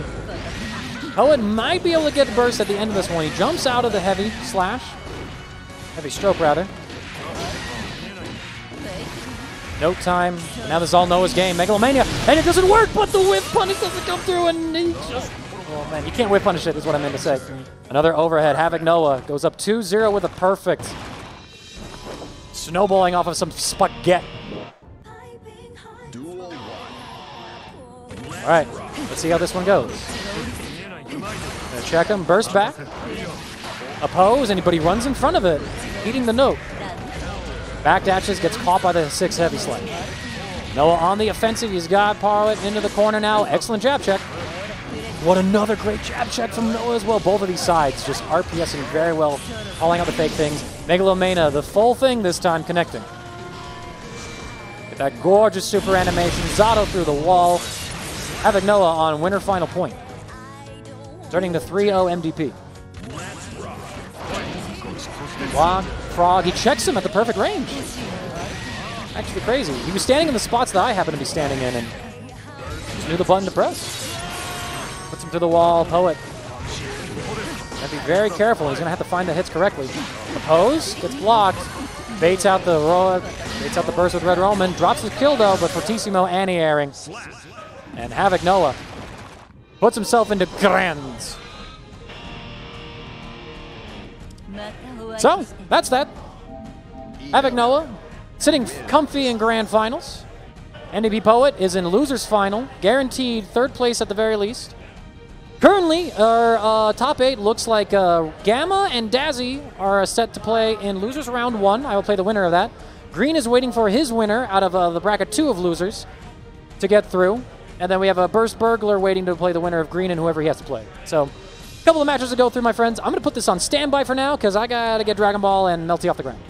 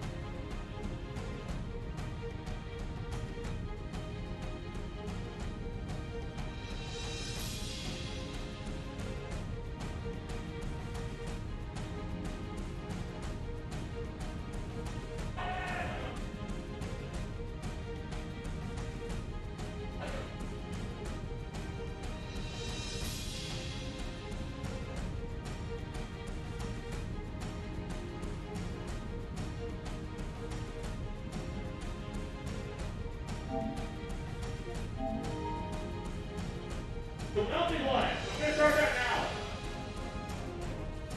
Savantrex will be the first match. We're playing Digital Buddha. Digital Buddha might be off focus because they know we are some of the woods and I couldn't respond to the slot.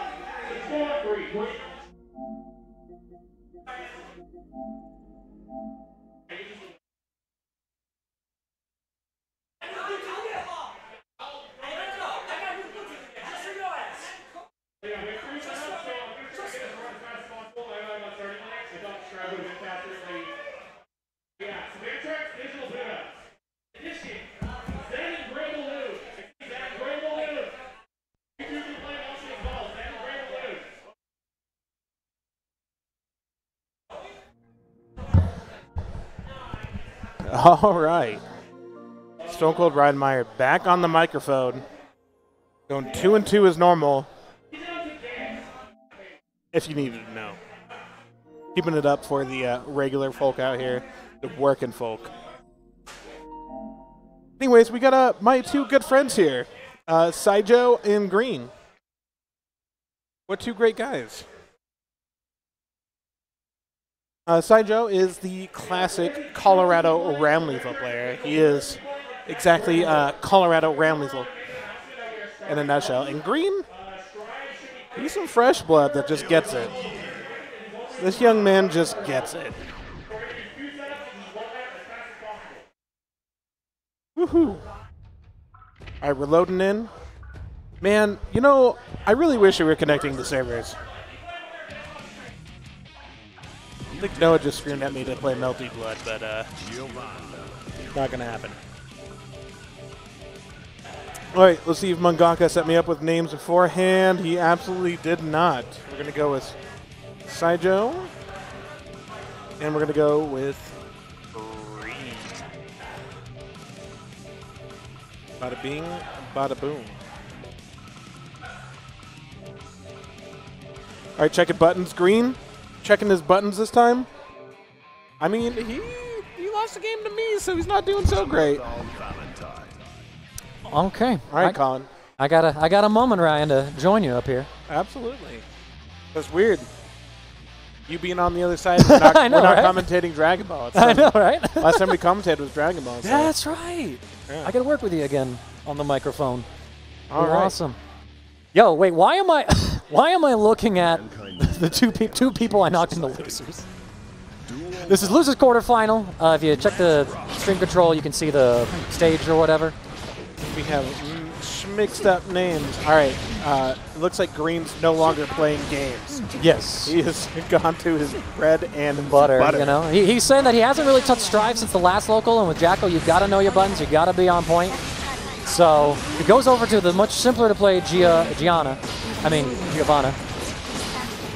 And so far, looking pretty well for him. Excellent jump out there by Scijo as they continue to go through.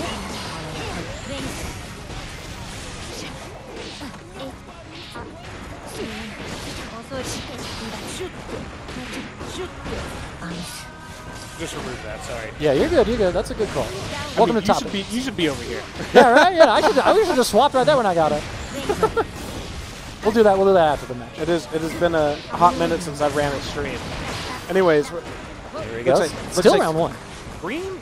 I mean, he's been complaining about playing Melty Blood, switching controller schemes, going back and forth. But no, he hasn't lost a second to Geo. One beautiful air throw from Scijo closes out round one. And if this green wasn't enough of a hassle, I had to turn Bluetooth on the PlayStation 5 for his old controller. So, you know, my favorite part about this match is that Green is like a new school Strive-based kind of player. yes. And Scijo is such an old school kind of gear player. He's been playing Rams and shooting nerds.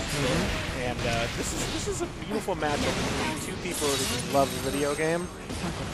And the two ideologies of the old guard and the new, oh my god! Guard, let's go. The punish on the whiff button with the air super. He's going to try and dash in. Not really getting much of a follow-up. Burst available. Excellent jump out.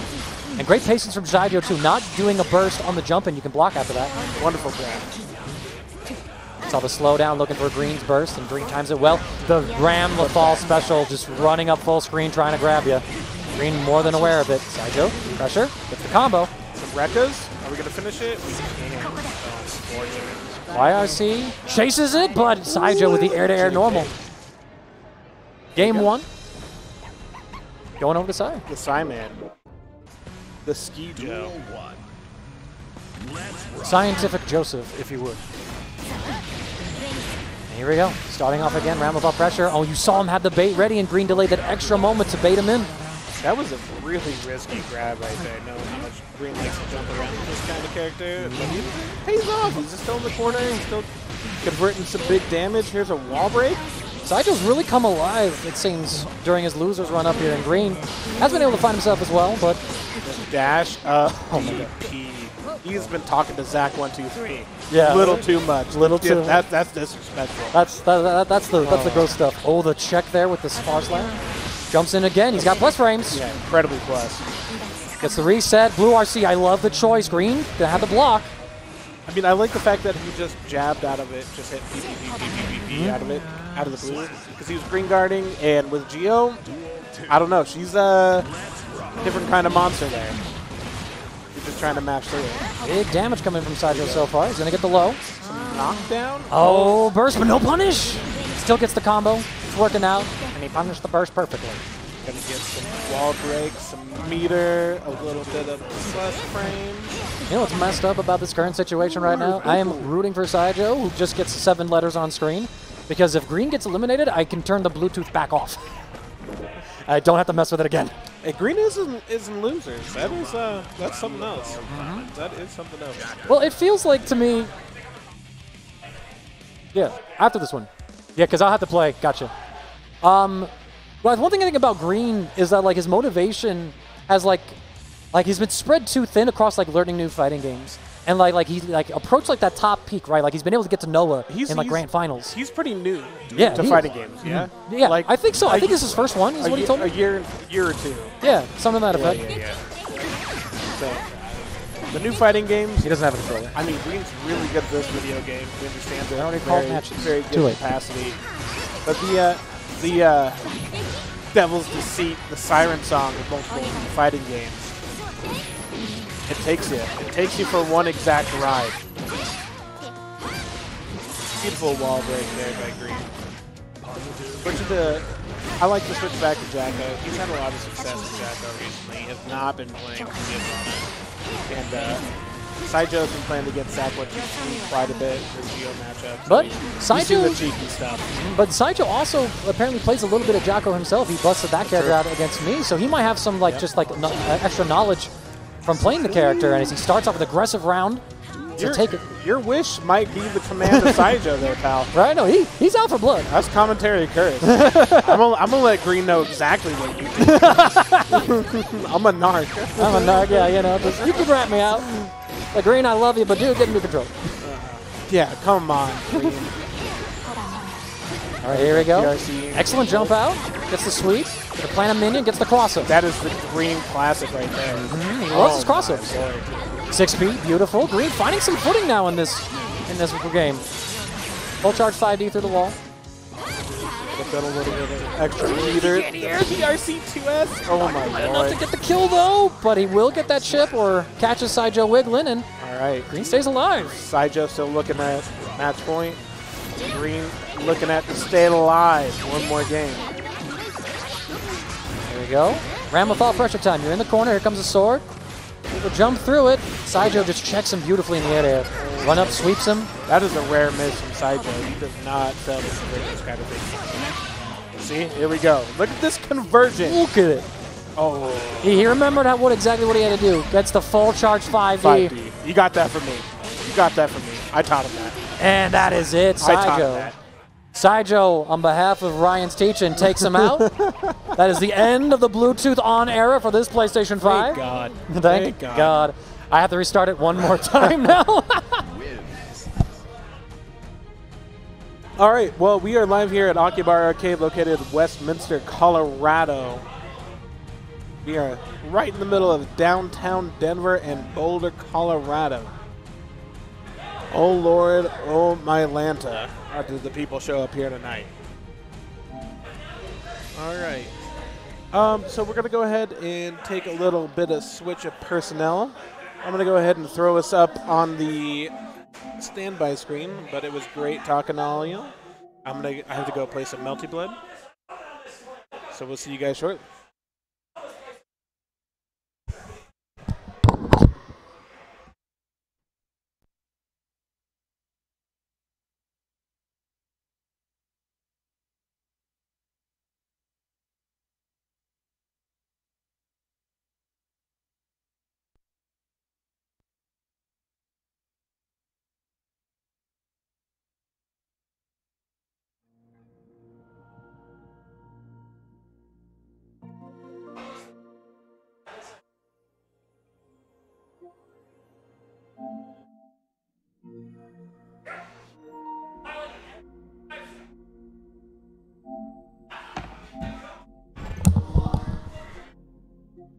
Okay.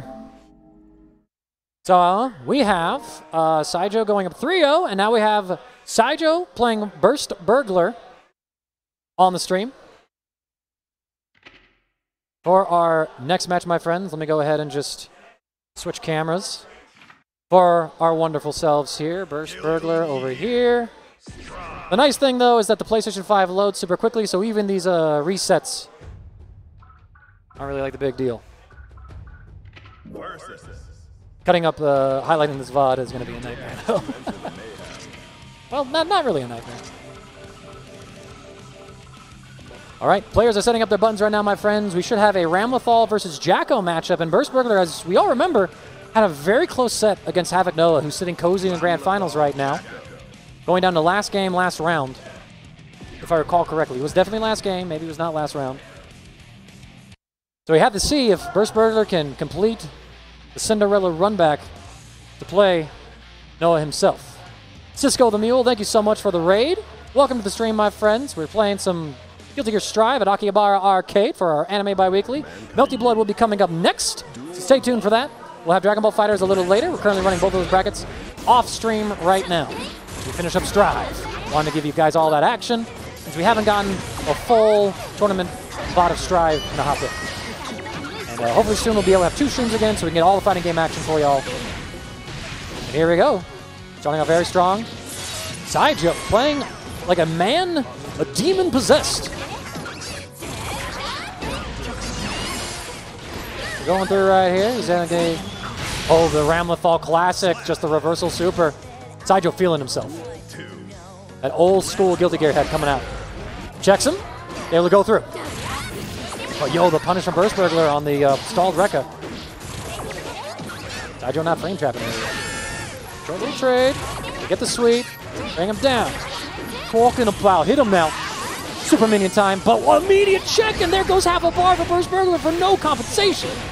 Scijo, full pickup in the corner. Send him through that wall. Checks him with the 6-speed, beautiful. You can see, Burst Burglar's wary that Scijo's got full bar. Reversal super with RC cancel is on the table. And Scijo being very patient, not canceling it though. Burst Burglar now using an RC to finish up the kill. He's got the pressure though. Blue RC, amazing check on Scijo. Burst Burglar baits it out, and he's able to get the sweet punish. This is some good ass Guilty Gear, friends. This is some good Guilty Gear. You love to see it.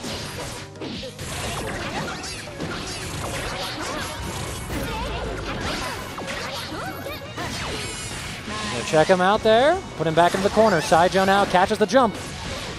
Rekka combo. Goes up, misses his meaty. Gonna burst immediately, and I like that choice. RC back from Burst Burglar. Yellow RC from Scijo. They're just taking turns, taking back their turn. Ramlethal classic. Run up from full screen. Grab him. Everybody memes about Kai doing that. I'm sorry. Ramlethal. That's Ramlethal's tech. All right? Be real. Sandwich pressure thrown back into the find another minion. Get a cross-up, possibly catching Scijo trying to jump out. Gets him low with the sweep. RCs to get a little extension with the wall splat. And with the RC, it's going to be heavily scaled. And Burst Burglar able to take the first game of the set. I thought Scijo won game 1 already, but no, that was just game 1 right there. Absolutely crazy. First of 3 all the way for our Guilty Gear Strive as well, my friends, just as a reminder. All right, oh my gosh, yelling him all the way to the ground after the JP. Sandwich pressure time, minion comes through. Scijo's able to escape now. Burst Burglar's turn, he's able to dash forward. They swap sides again. What a beautiful dance of movement, the sweep into kick. Able to get some pressure. Scijo with the jump out, trading, but he's still trapped in this corner. Blocking the low. 5D, full charge.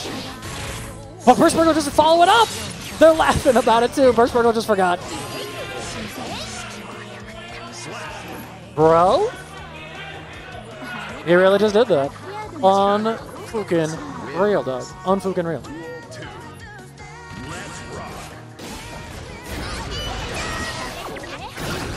Gonna get a check through here. He's gonna be taking the pressure right now.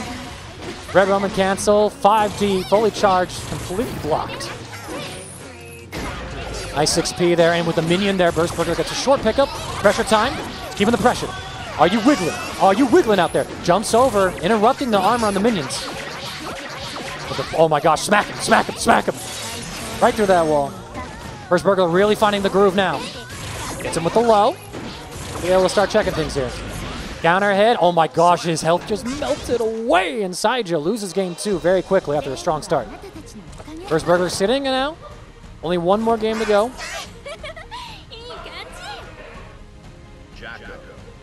Having a little chat. Having a little chat.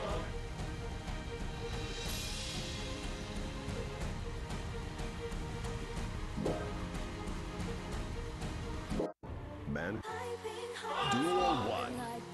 And here we go. Burst Burglar up 2-0. Scijo playing like the man possessed, getting checked. Still though, amazing run. I believe that he got eliminated. I know I sent him down to losers. That might have been his first tournament match. And he cracked in the top 8 after that loss. Absolutely fantastic. Just showing like the power of that experience. Playing many, many Guilty Gears. No, you fucking Christ alive! My Dragon Ball boys interrupted me for stupid questions. I love you, don't get me wrong.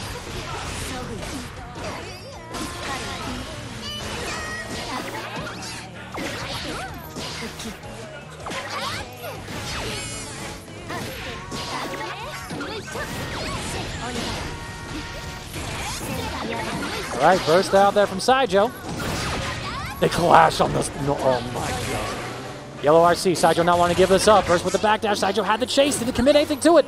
Living with that Miracle Pixel. The miracles don't happen here. No Stone Sour. I definitely quoted that. 6P, gonna get checked. Jump canceling it. And here we go. Checking some out.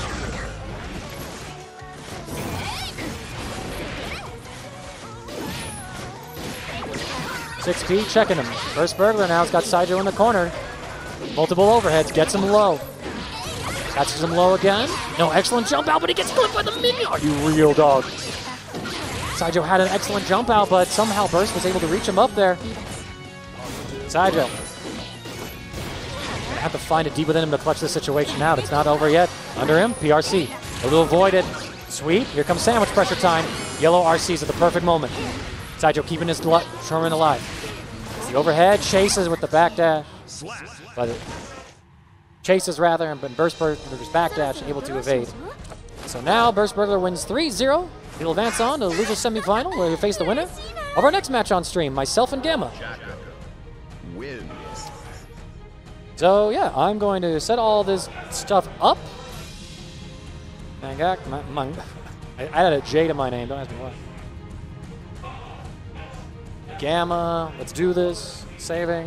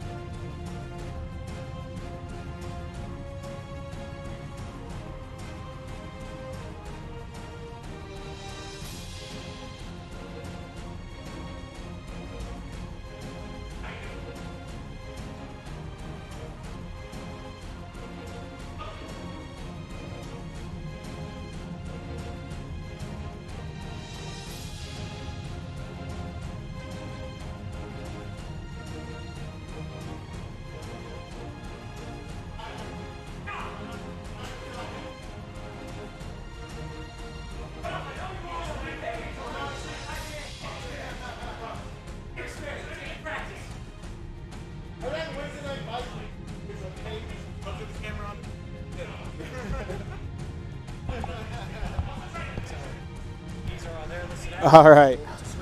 StoneColdRM back on the Guilty Gear microphone. Noah told me to close it out. What a mistake on his part.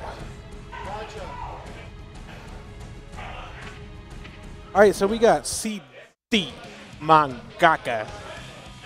And I believe this is Dazzie? Pretty sure this is Dazzie.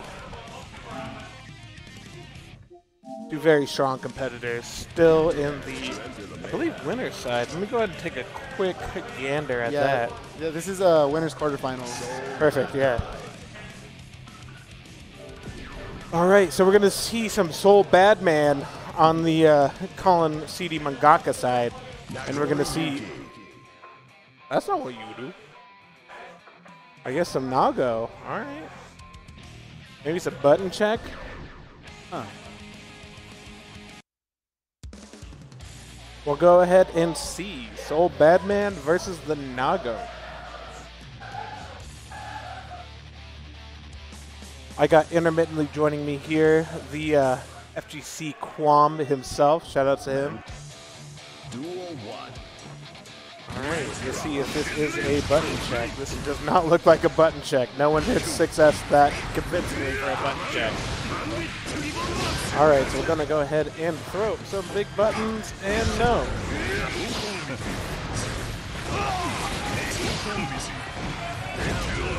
Yes, this match, transition. Transition, yeah. In the middle, like right here.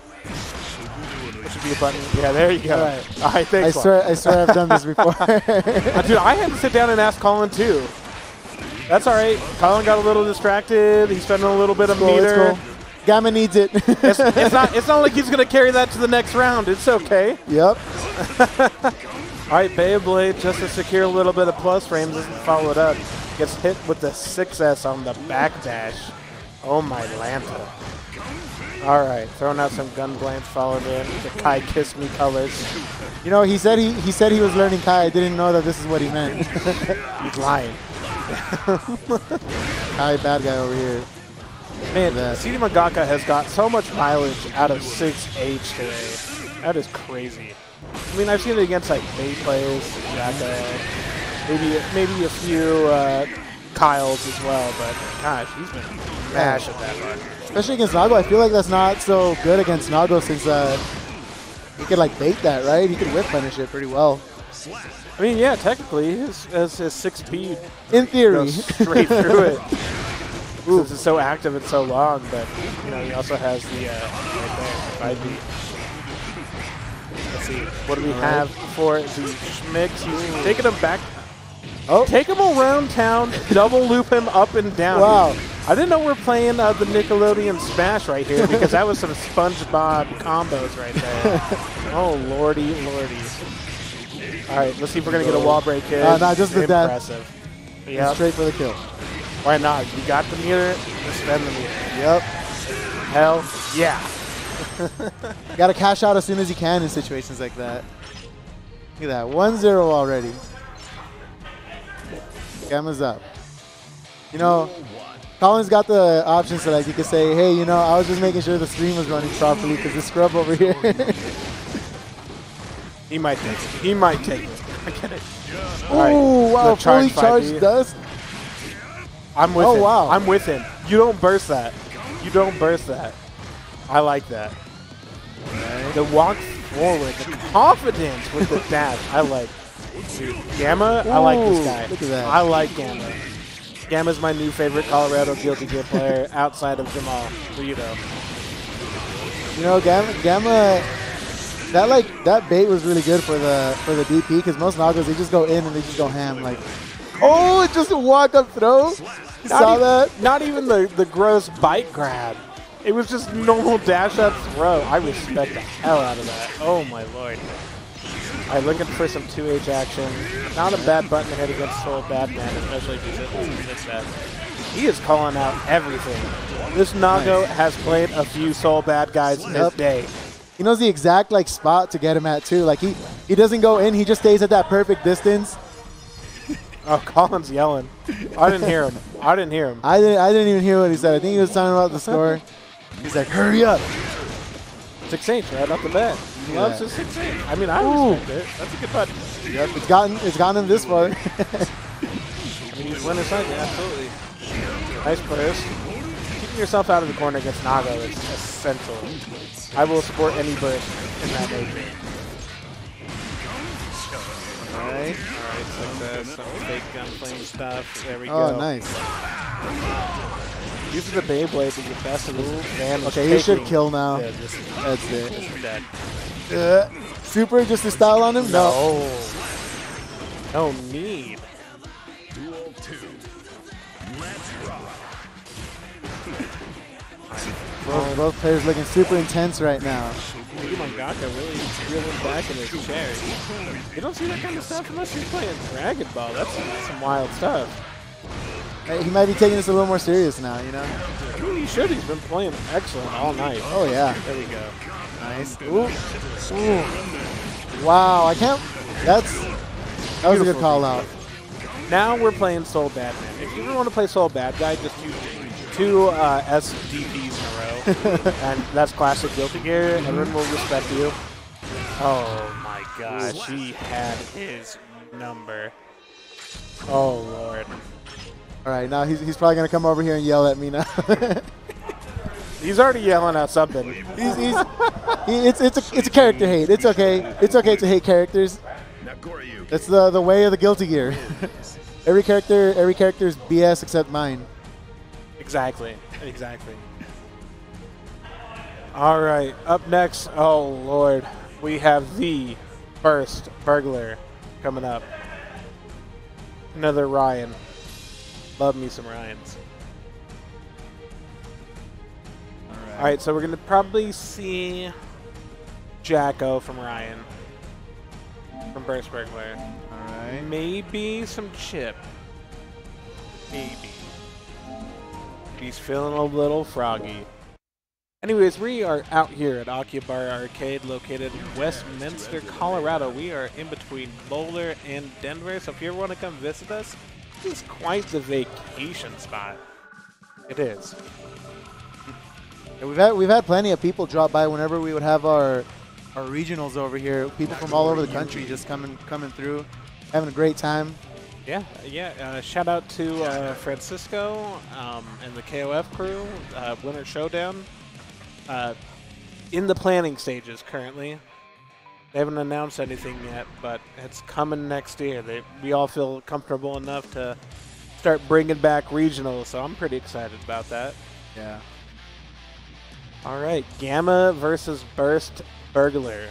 Unfortunately, he will not be burgling any bursts outside of burst save combos in this video game. Yep. All right. Gamma. Oh my lord, I love this guy. He's a whacker. Gamma's got it. Yep. Oh, what a Nago with patience? That's insane. Look at that. First Burglar looking to sneak in on the IDs. Had a little bit of pressure, but getting pulled out. Gamma already knows what to do with it. In the fire slash, just to poke him into the corner, but he's up in the corner. Alright, a little bit of blue RC, but gonna get 2H on the jump in. Let's see the adjustment here for Burst Burglar. Burglar's getting a little happy with those instant air dashes. I mean, a lot of shutting down Jacko is shutting down her 2D and not allowing her in the space for it. The PRC to bring it back in. Oh my gosh. Alright, look at the defense on Burst Burglar there. See the down back. Don't try that at home again. You will throw out your back. That is not a challenge. That is for the weak. Yeah, it's not for the faint of heart. It's not for anybody that doesn't do yoga. If you don't do yoga, don't try it.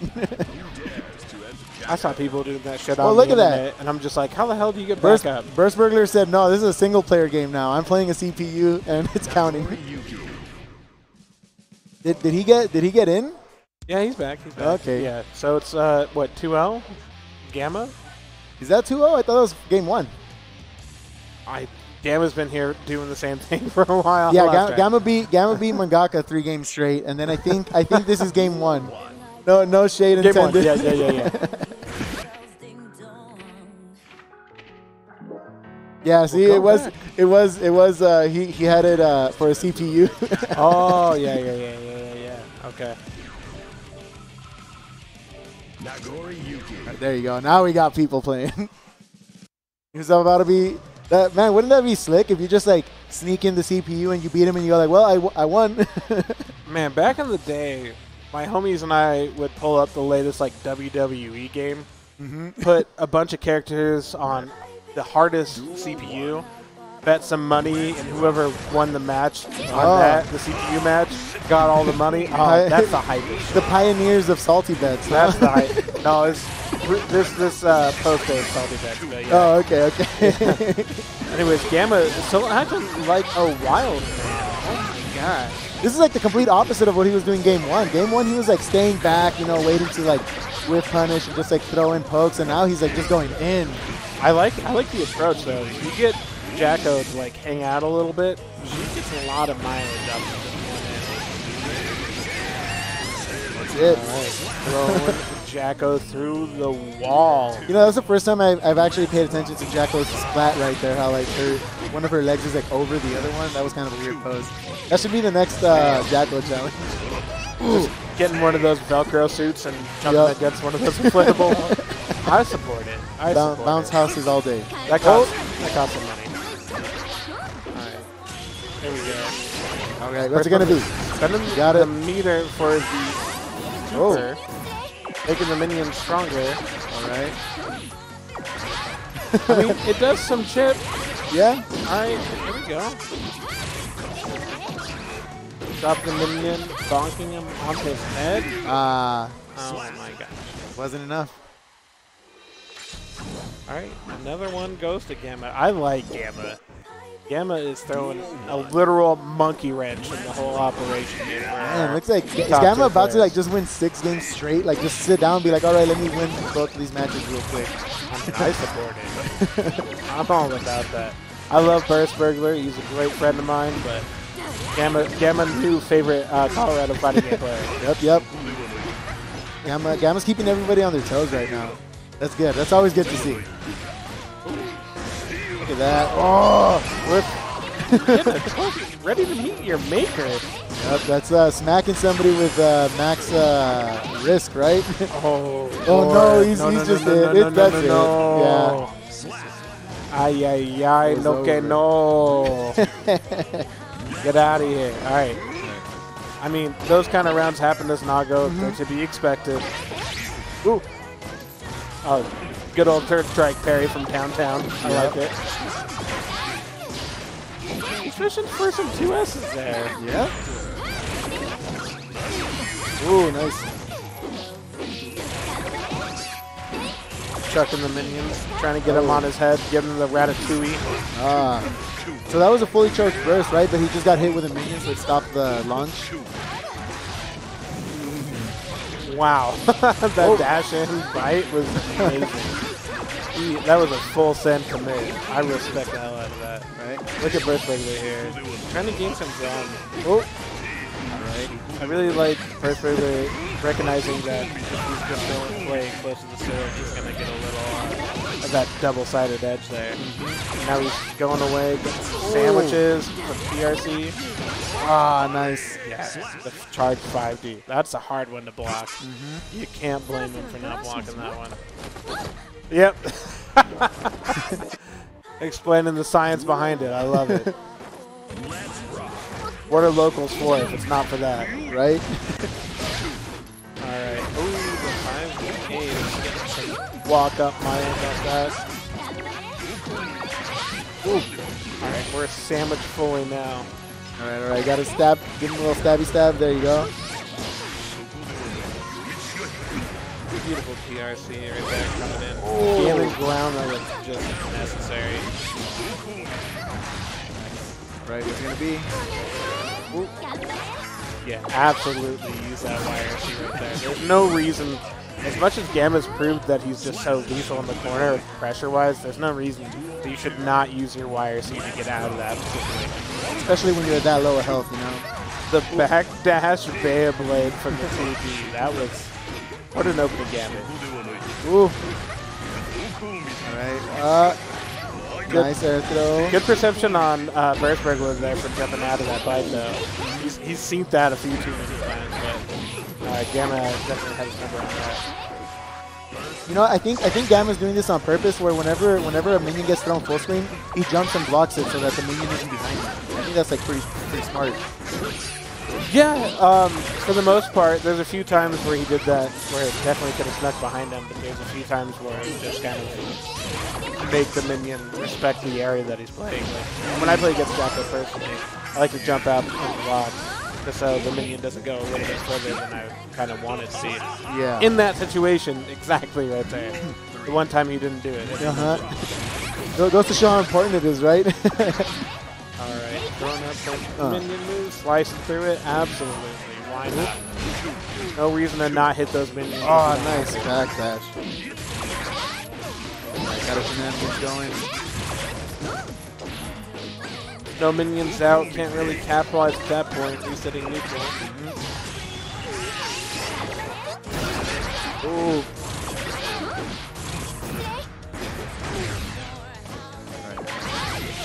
Oh, got both of them. Ooh, the PRC backwards with an amazing defensive range. Alright. Looking for the 2H, not going to hit it. Ryan Burst Burglar has seen that before. No. And this is going to hurt. Yep. Oh, not dead yet. Can he do it? He could have burst the burgle, but he didn't burgle the burst. Chips. Okay. Almost true to his name. Almost true. That's 2-2 right now. Uh-oh, Noah's walking around, eyeing the commentary setup. Oh boy. No one wants that. That's not a good sign. We have a, well, you know, the saying in Colorado we have about Noah? No. Fuck Noah. Oh yeah, is that what that is? I always saw those and I was like, man, I wonder what happened with that. I have no idea what that started. It all makes sense now. Well, we've been saying that for years. All right, here we go. The Dunkaroos. Nice. Oh my gosh, is that special Halloween time Dunkaroos? He was invisible. Ooh, yeah. Oh my It's the spooky ghost dunk. Wow, that was a really great conversion right there. All right, get the meter. Some know-how. Oh, he smelled it. He smelled it, but you can't burst burglar the burst burglar. Super right there, huh? Nice. Some red RC. Oh my wow, God. that interaction. Are you kidding me, Ryan? Okay, Burst Burglar still in this 1,000,000,000%. Gamma on the ropes, getting hit on the back. Look at that. Woo! You got to see those reactions right there, man. Can't believe that. That was such a good RC. All right. He fixed his buttons. Now we're on set match for Burst Burglar. All right, Gamma's got to mix things up a little bit. But he's about to get launched. That's some damage. This is Guilty Gear Strive. It's not the end of the world, but it's not great. Yep. One guess. All right. I respect the FD right there. Yep. I respect the FD right there. Ooh. Beyblade in just to get a little space. Nice. Which this is going to be a great conversion. Really good burst there by the Burgle Burster. Whoa, I didn't even know that wall bounces. All right, and then, all right. I got to get in there. Oh no, just walking up slowly. Nice. Nice, look at that. All right. That has to be probably one of the best sets of Guilty Gear Strive we have seen at Akihabara Arcade. Holy moly, that was a really good set. That was nuts. I was relaxing. You caught me. Caught you slacking.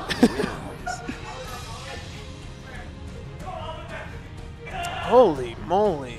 Whack-a-moly. So I just got here like 10 minutes ago. Is this still pools or is this No, we're in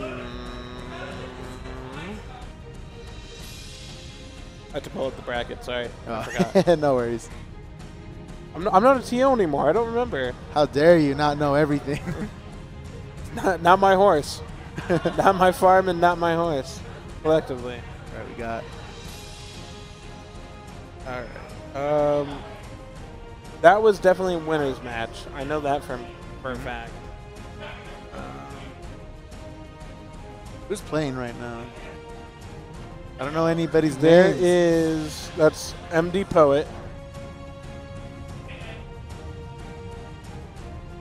That just stepped up. Man, I got fucking washed by MDPpoet on the stream. I haven't been humbled that hard in a long time. You can go ahead and jump in. To enter the mayhem. No, I'd rather not. Let me taking over this. I'm just gonna go back. Yeah, go get a drink and then you can come back and run it or hang out. Colin, where are we at? This is Losers Final. Excellent. Yeah, I have to go play Melty Blood. I haven't played my first match of Melty Blood. He's having you bullied in there. I mean, if you want to go bully Noah, I can run this. No. I mean, maybe. Maybe. If he calls you, yeah. If he doesn't, we'll use you while you're here. I just feel bad for my my Opponent? opponent. Yeah. I mean, I've definitely been that guy. Oh, it's Dazzie. I don't feel bad. Yeah, well, he's playing Dragon Ball right now anyway. Yeah, he's So, okay. Yeah, he's okay. We got him playing Dragon Ball, so he's totally fine. All right, so we got MDPpoet versus my new favorite Colorado fighting game player, Gamma. Yo, Gamma is sick. Gamma is a wild man. I like how wild he is. Yeah, no, his Nagoriyuki has no sense of respect, and it's abusive, and I love it. I hate playing against it, but I love him. Man, I have played against some really, really good Zato players, but MDPpoet, that was some different stuff. I felt like I've never touched a video game a day in my life. I was wondering about that if you had like Zato matchup experience or not, but if it's just Poet Zato, yeah. A few, but I haven't seen anything like this. But Gamma knows exactly what to do with it. Oh my lord. Just snowballing right there, able to kind of close out round one very quickly. He's chilling at perfect range. Oh my god, full screen Beyblade for the counter hit. Take him down in the corner. Strike throw mix. Very impressive with Nagoriyuki. Oh my gosh, the two heavy slash. Yeah, that's wonderful. Beyblade.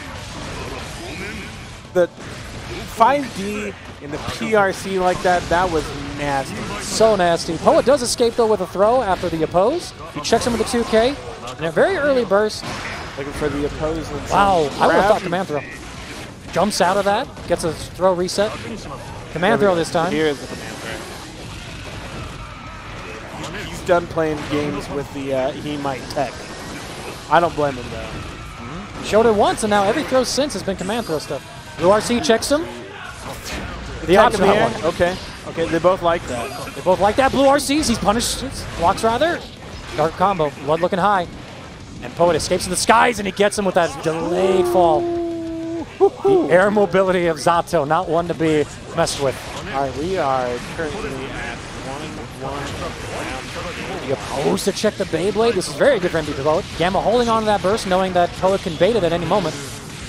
All right, he's looking for some little Eddie Man setups. Not going to really get anything. He's going to exactly in the corner. Not unfortunate, but not. Yo, Poet showing that he ain't about to get thrown. Jumps, but excellent PRC from Gamma to follow up. Put Poet back on the ground. Checks him. Checks again with the close slash.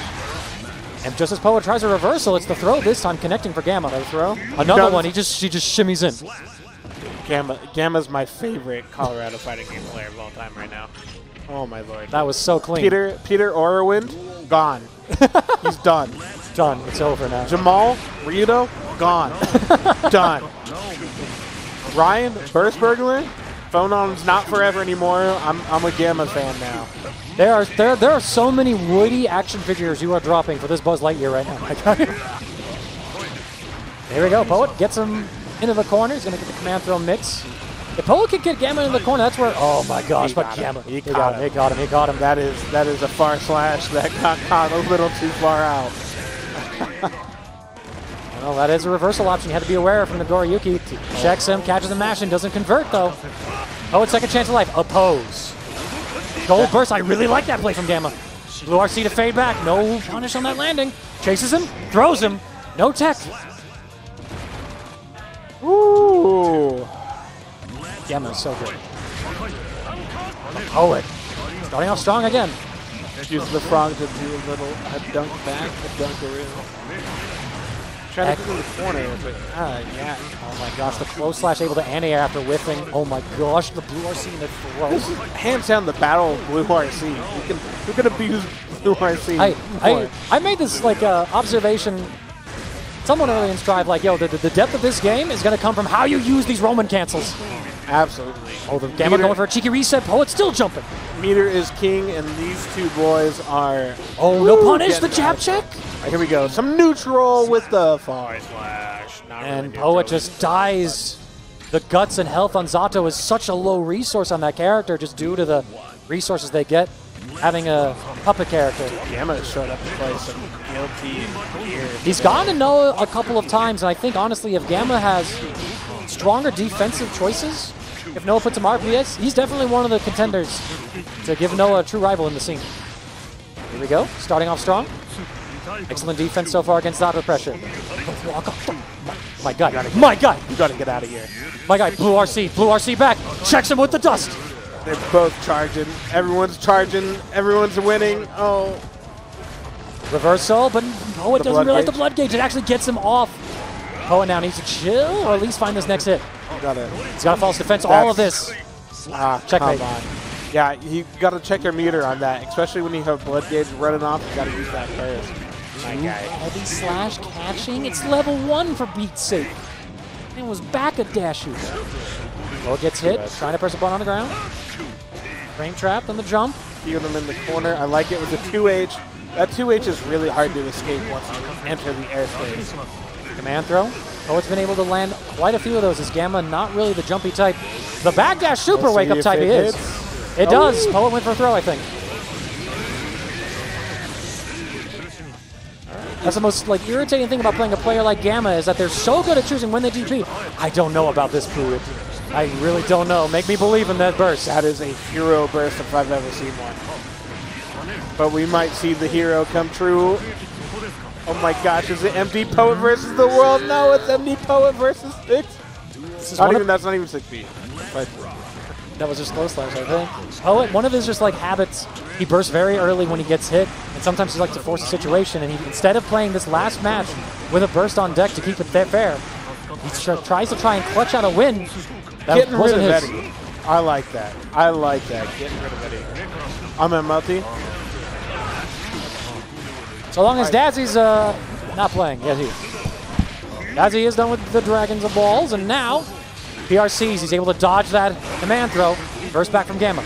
Checks the jump with the 2 heavy slash, hits him low. Hits him low again, catching these fuzzy jumps, and he dies from that? Unbelievable. Gamma 3-0ing Poet. And now we are up to our grand finals, my friends, where we have MDPpoet out at 3rd place. In grand finals itself is going to be Gamma and Havoc Noah. Yo, this is why I love Gamma. This is why I love Gamma. This man just shout out to the crowd on his character. What a god. This man knows. This man understands.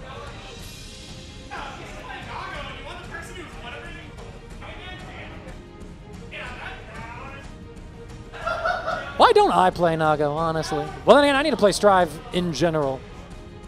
Now, here we go, my friends. Last Guilty Gear Strive set of the evening grand finals with Gamma and Havoc Noah. So you have not played in this tournament tonight. Well, first time seeing Gamma's form. He's looking good as always, but, you know, when MDPpoet, not MDPpoet, when Havoc Noah is coming at you, the final boss is here. The final boss is here to put it that particular way. Pretty soon, my friends, we should have the rest of Melty Blood being put on the stream as well. We're currently running those brackets, Havoc Noah and Gamma, coming at you right now as we continue to run a couple of matches off stream. Dragon Ball Fighters and Melty Blood. Welcome to Grand Finals Guilty Gear Strive. Friends, send your energy to Gamma. Wait, can he be the second person to beat Noah in a tournament tonight? He's got to do it a total of 6 times, 6 games. Pull off what is arguably the impossible for the Colorado scene. And we begin. 2 heavy slash, immediate burst from Noah. And now here we go. Noah eats that early chunk. And already seeing Gamma contest. But Noah contesting back. Early cancel on that for the heavy stroke. 2 heavy slash again, getting a punish. Pressure, 6P. Noah just content to chill until the close slash hits, and now all that damage, but Noah with the wake up throw, punishing a Fukyo. Excusez-moi. Note time. They get a full combo, stroke the big tree, overhead. Okizemi catches the backdash. It's another overhead, and this is what I'm talking about. Gamma is the defensive play for him that really needs to step up. He can melt Noah's life bar if he puts Noah into Nagoriyuki situations. But once Ino gets Nagoriyuki into her Okizemi, or rather Noah into Gamma gets put in Noah's, you know, it just looks like pressure. Plus frames. Plus frames again. Only blocks so long. Baits the burst. Noah saw that his Roman cancel did not combo. That's how he knew. Oh, he just resets. He doesn't want to give up the wall. He says, no, I want you in this corner. And Gamma trying to fight his way out. Backdash gets caught in a very quick game 1 over to Havoc Noah. Trying to speed run this bracket so that he can get Melty underway and swap out consoles. Grand finales. Game 2. Noah up 1, sitting in winner's side. Nice jump on the throw. Goal burst there from Noah. Oh, and Gamma back up. He didn't believe in the hit. Punish though on the heavy stroke this time. Gamma kind of waking up a bit. A quick 5D. Get some insane damage. Gonna get a little bit of that blood gauge down. So it'll be just on the 2-bar, and just immediate heavy slash deleting Noah. Gamma on the board. The heavy slash gets low profile. Noah realizing Gamma's been throwing that option out now. Gamma's gonna have to think about it. I like the burst there from Gamma. Get himself out of the corner. Tries to read a jump option from Noah. Again, perfectly timing the throw. Baits out a throw option there. Looking for a tech or something from Noah. It's jab. Beats the no. Reversal command throw. That earned a wow from Noah. I saw it. I heard it. And Gamma all of a sudden staying alive in this match. Just on time, every time, every time. That was 3 in a row. Gamma saying, son, put that tool away. That tool's not welcome here. And just like that, score's tied, 1-1. 2 heavy slash again. Gamma unconditionable. You cannot make this man wash. He plays dirty. He just rinses under the water. There's no shampoo and definitely no conditioner that can fix this man's smash. Nice 6P from Havoc Noah, but he loses the corner. Megalomania, just as it looked like Gamma was trying to throw tech. Here comes the super, Megalomania. I said Mania? I think it's Vania. Megalovania. I'm quoting Undertale, I'm sorry. Alright, check him now. Ooh, gets counter hit on the 2 slash. Early burst, you hate to see it. It gets clipped overhead. Gets clipped on the reset there again. Gamma, the defense, not working for him this round. Tries to check the stroke with a 2 slash, too slow. Sent through the wall. Havoc Noah comfy in this match. Fortissimo not going to work against that 2 heavy slash. Plus frames off of the air block. Kazurayuki, another one. Full combo. Tons of damage, he resets. Checking that blood gauge. Gamma doing a great job. He checks the mash from Noah. Red Roman cancel. Good defense. Trying to tech right there. Now Noah, because Gamma has been throw-teching or throwing Noah out of all these situations. You hate to see it. Gamma really wanted that kill. He went all in for it, but instead Havoc Noah coming out on top. As the blood gauge fills, Gamma gets punished. Losing game 2 off of it. Starting off, early burst. The air throw from Havoc Noah, very clean. Nice little Markle back, and the early burst bait gets him with a close slash. This is Gamma's match now. 6P from Noah, denying my call. Overhead, he checks him with the jabs. Zurayuki, 6P to beat out this 5 slash. Fortissimo plus rips, he goes up there blocking. He gets punished again, he's putting the note now. And Noah just chips him out. The meter mismanagement, Gamma just hanging himself on some of these situations if he just was able to control a little better. Noah low profiling the close slash, what a choice. Got the mash.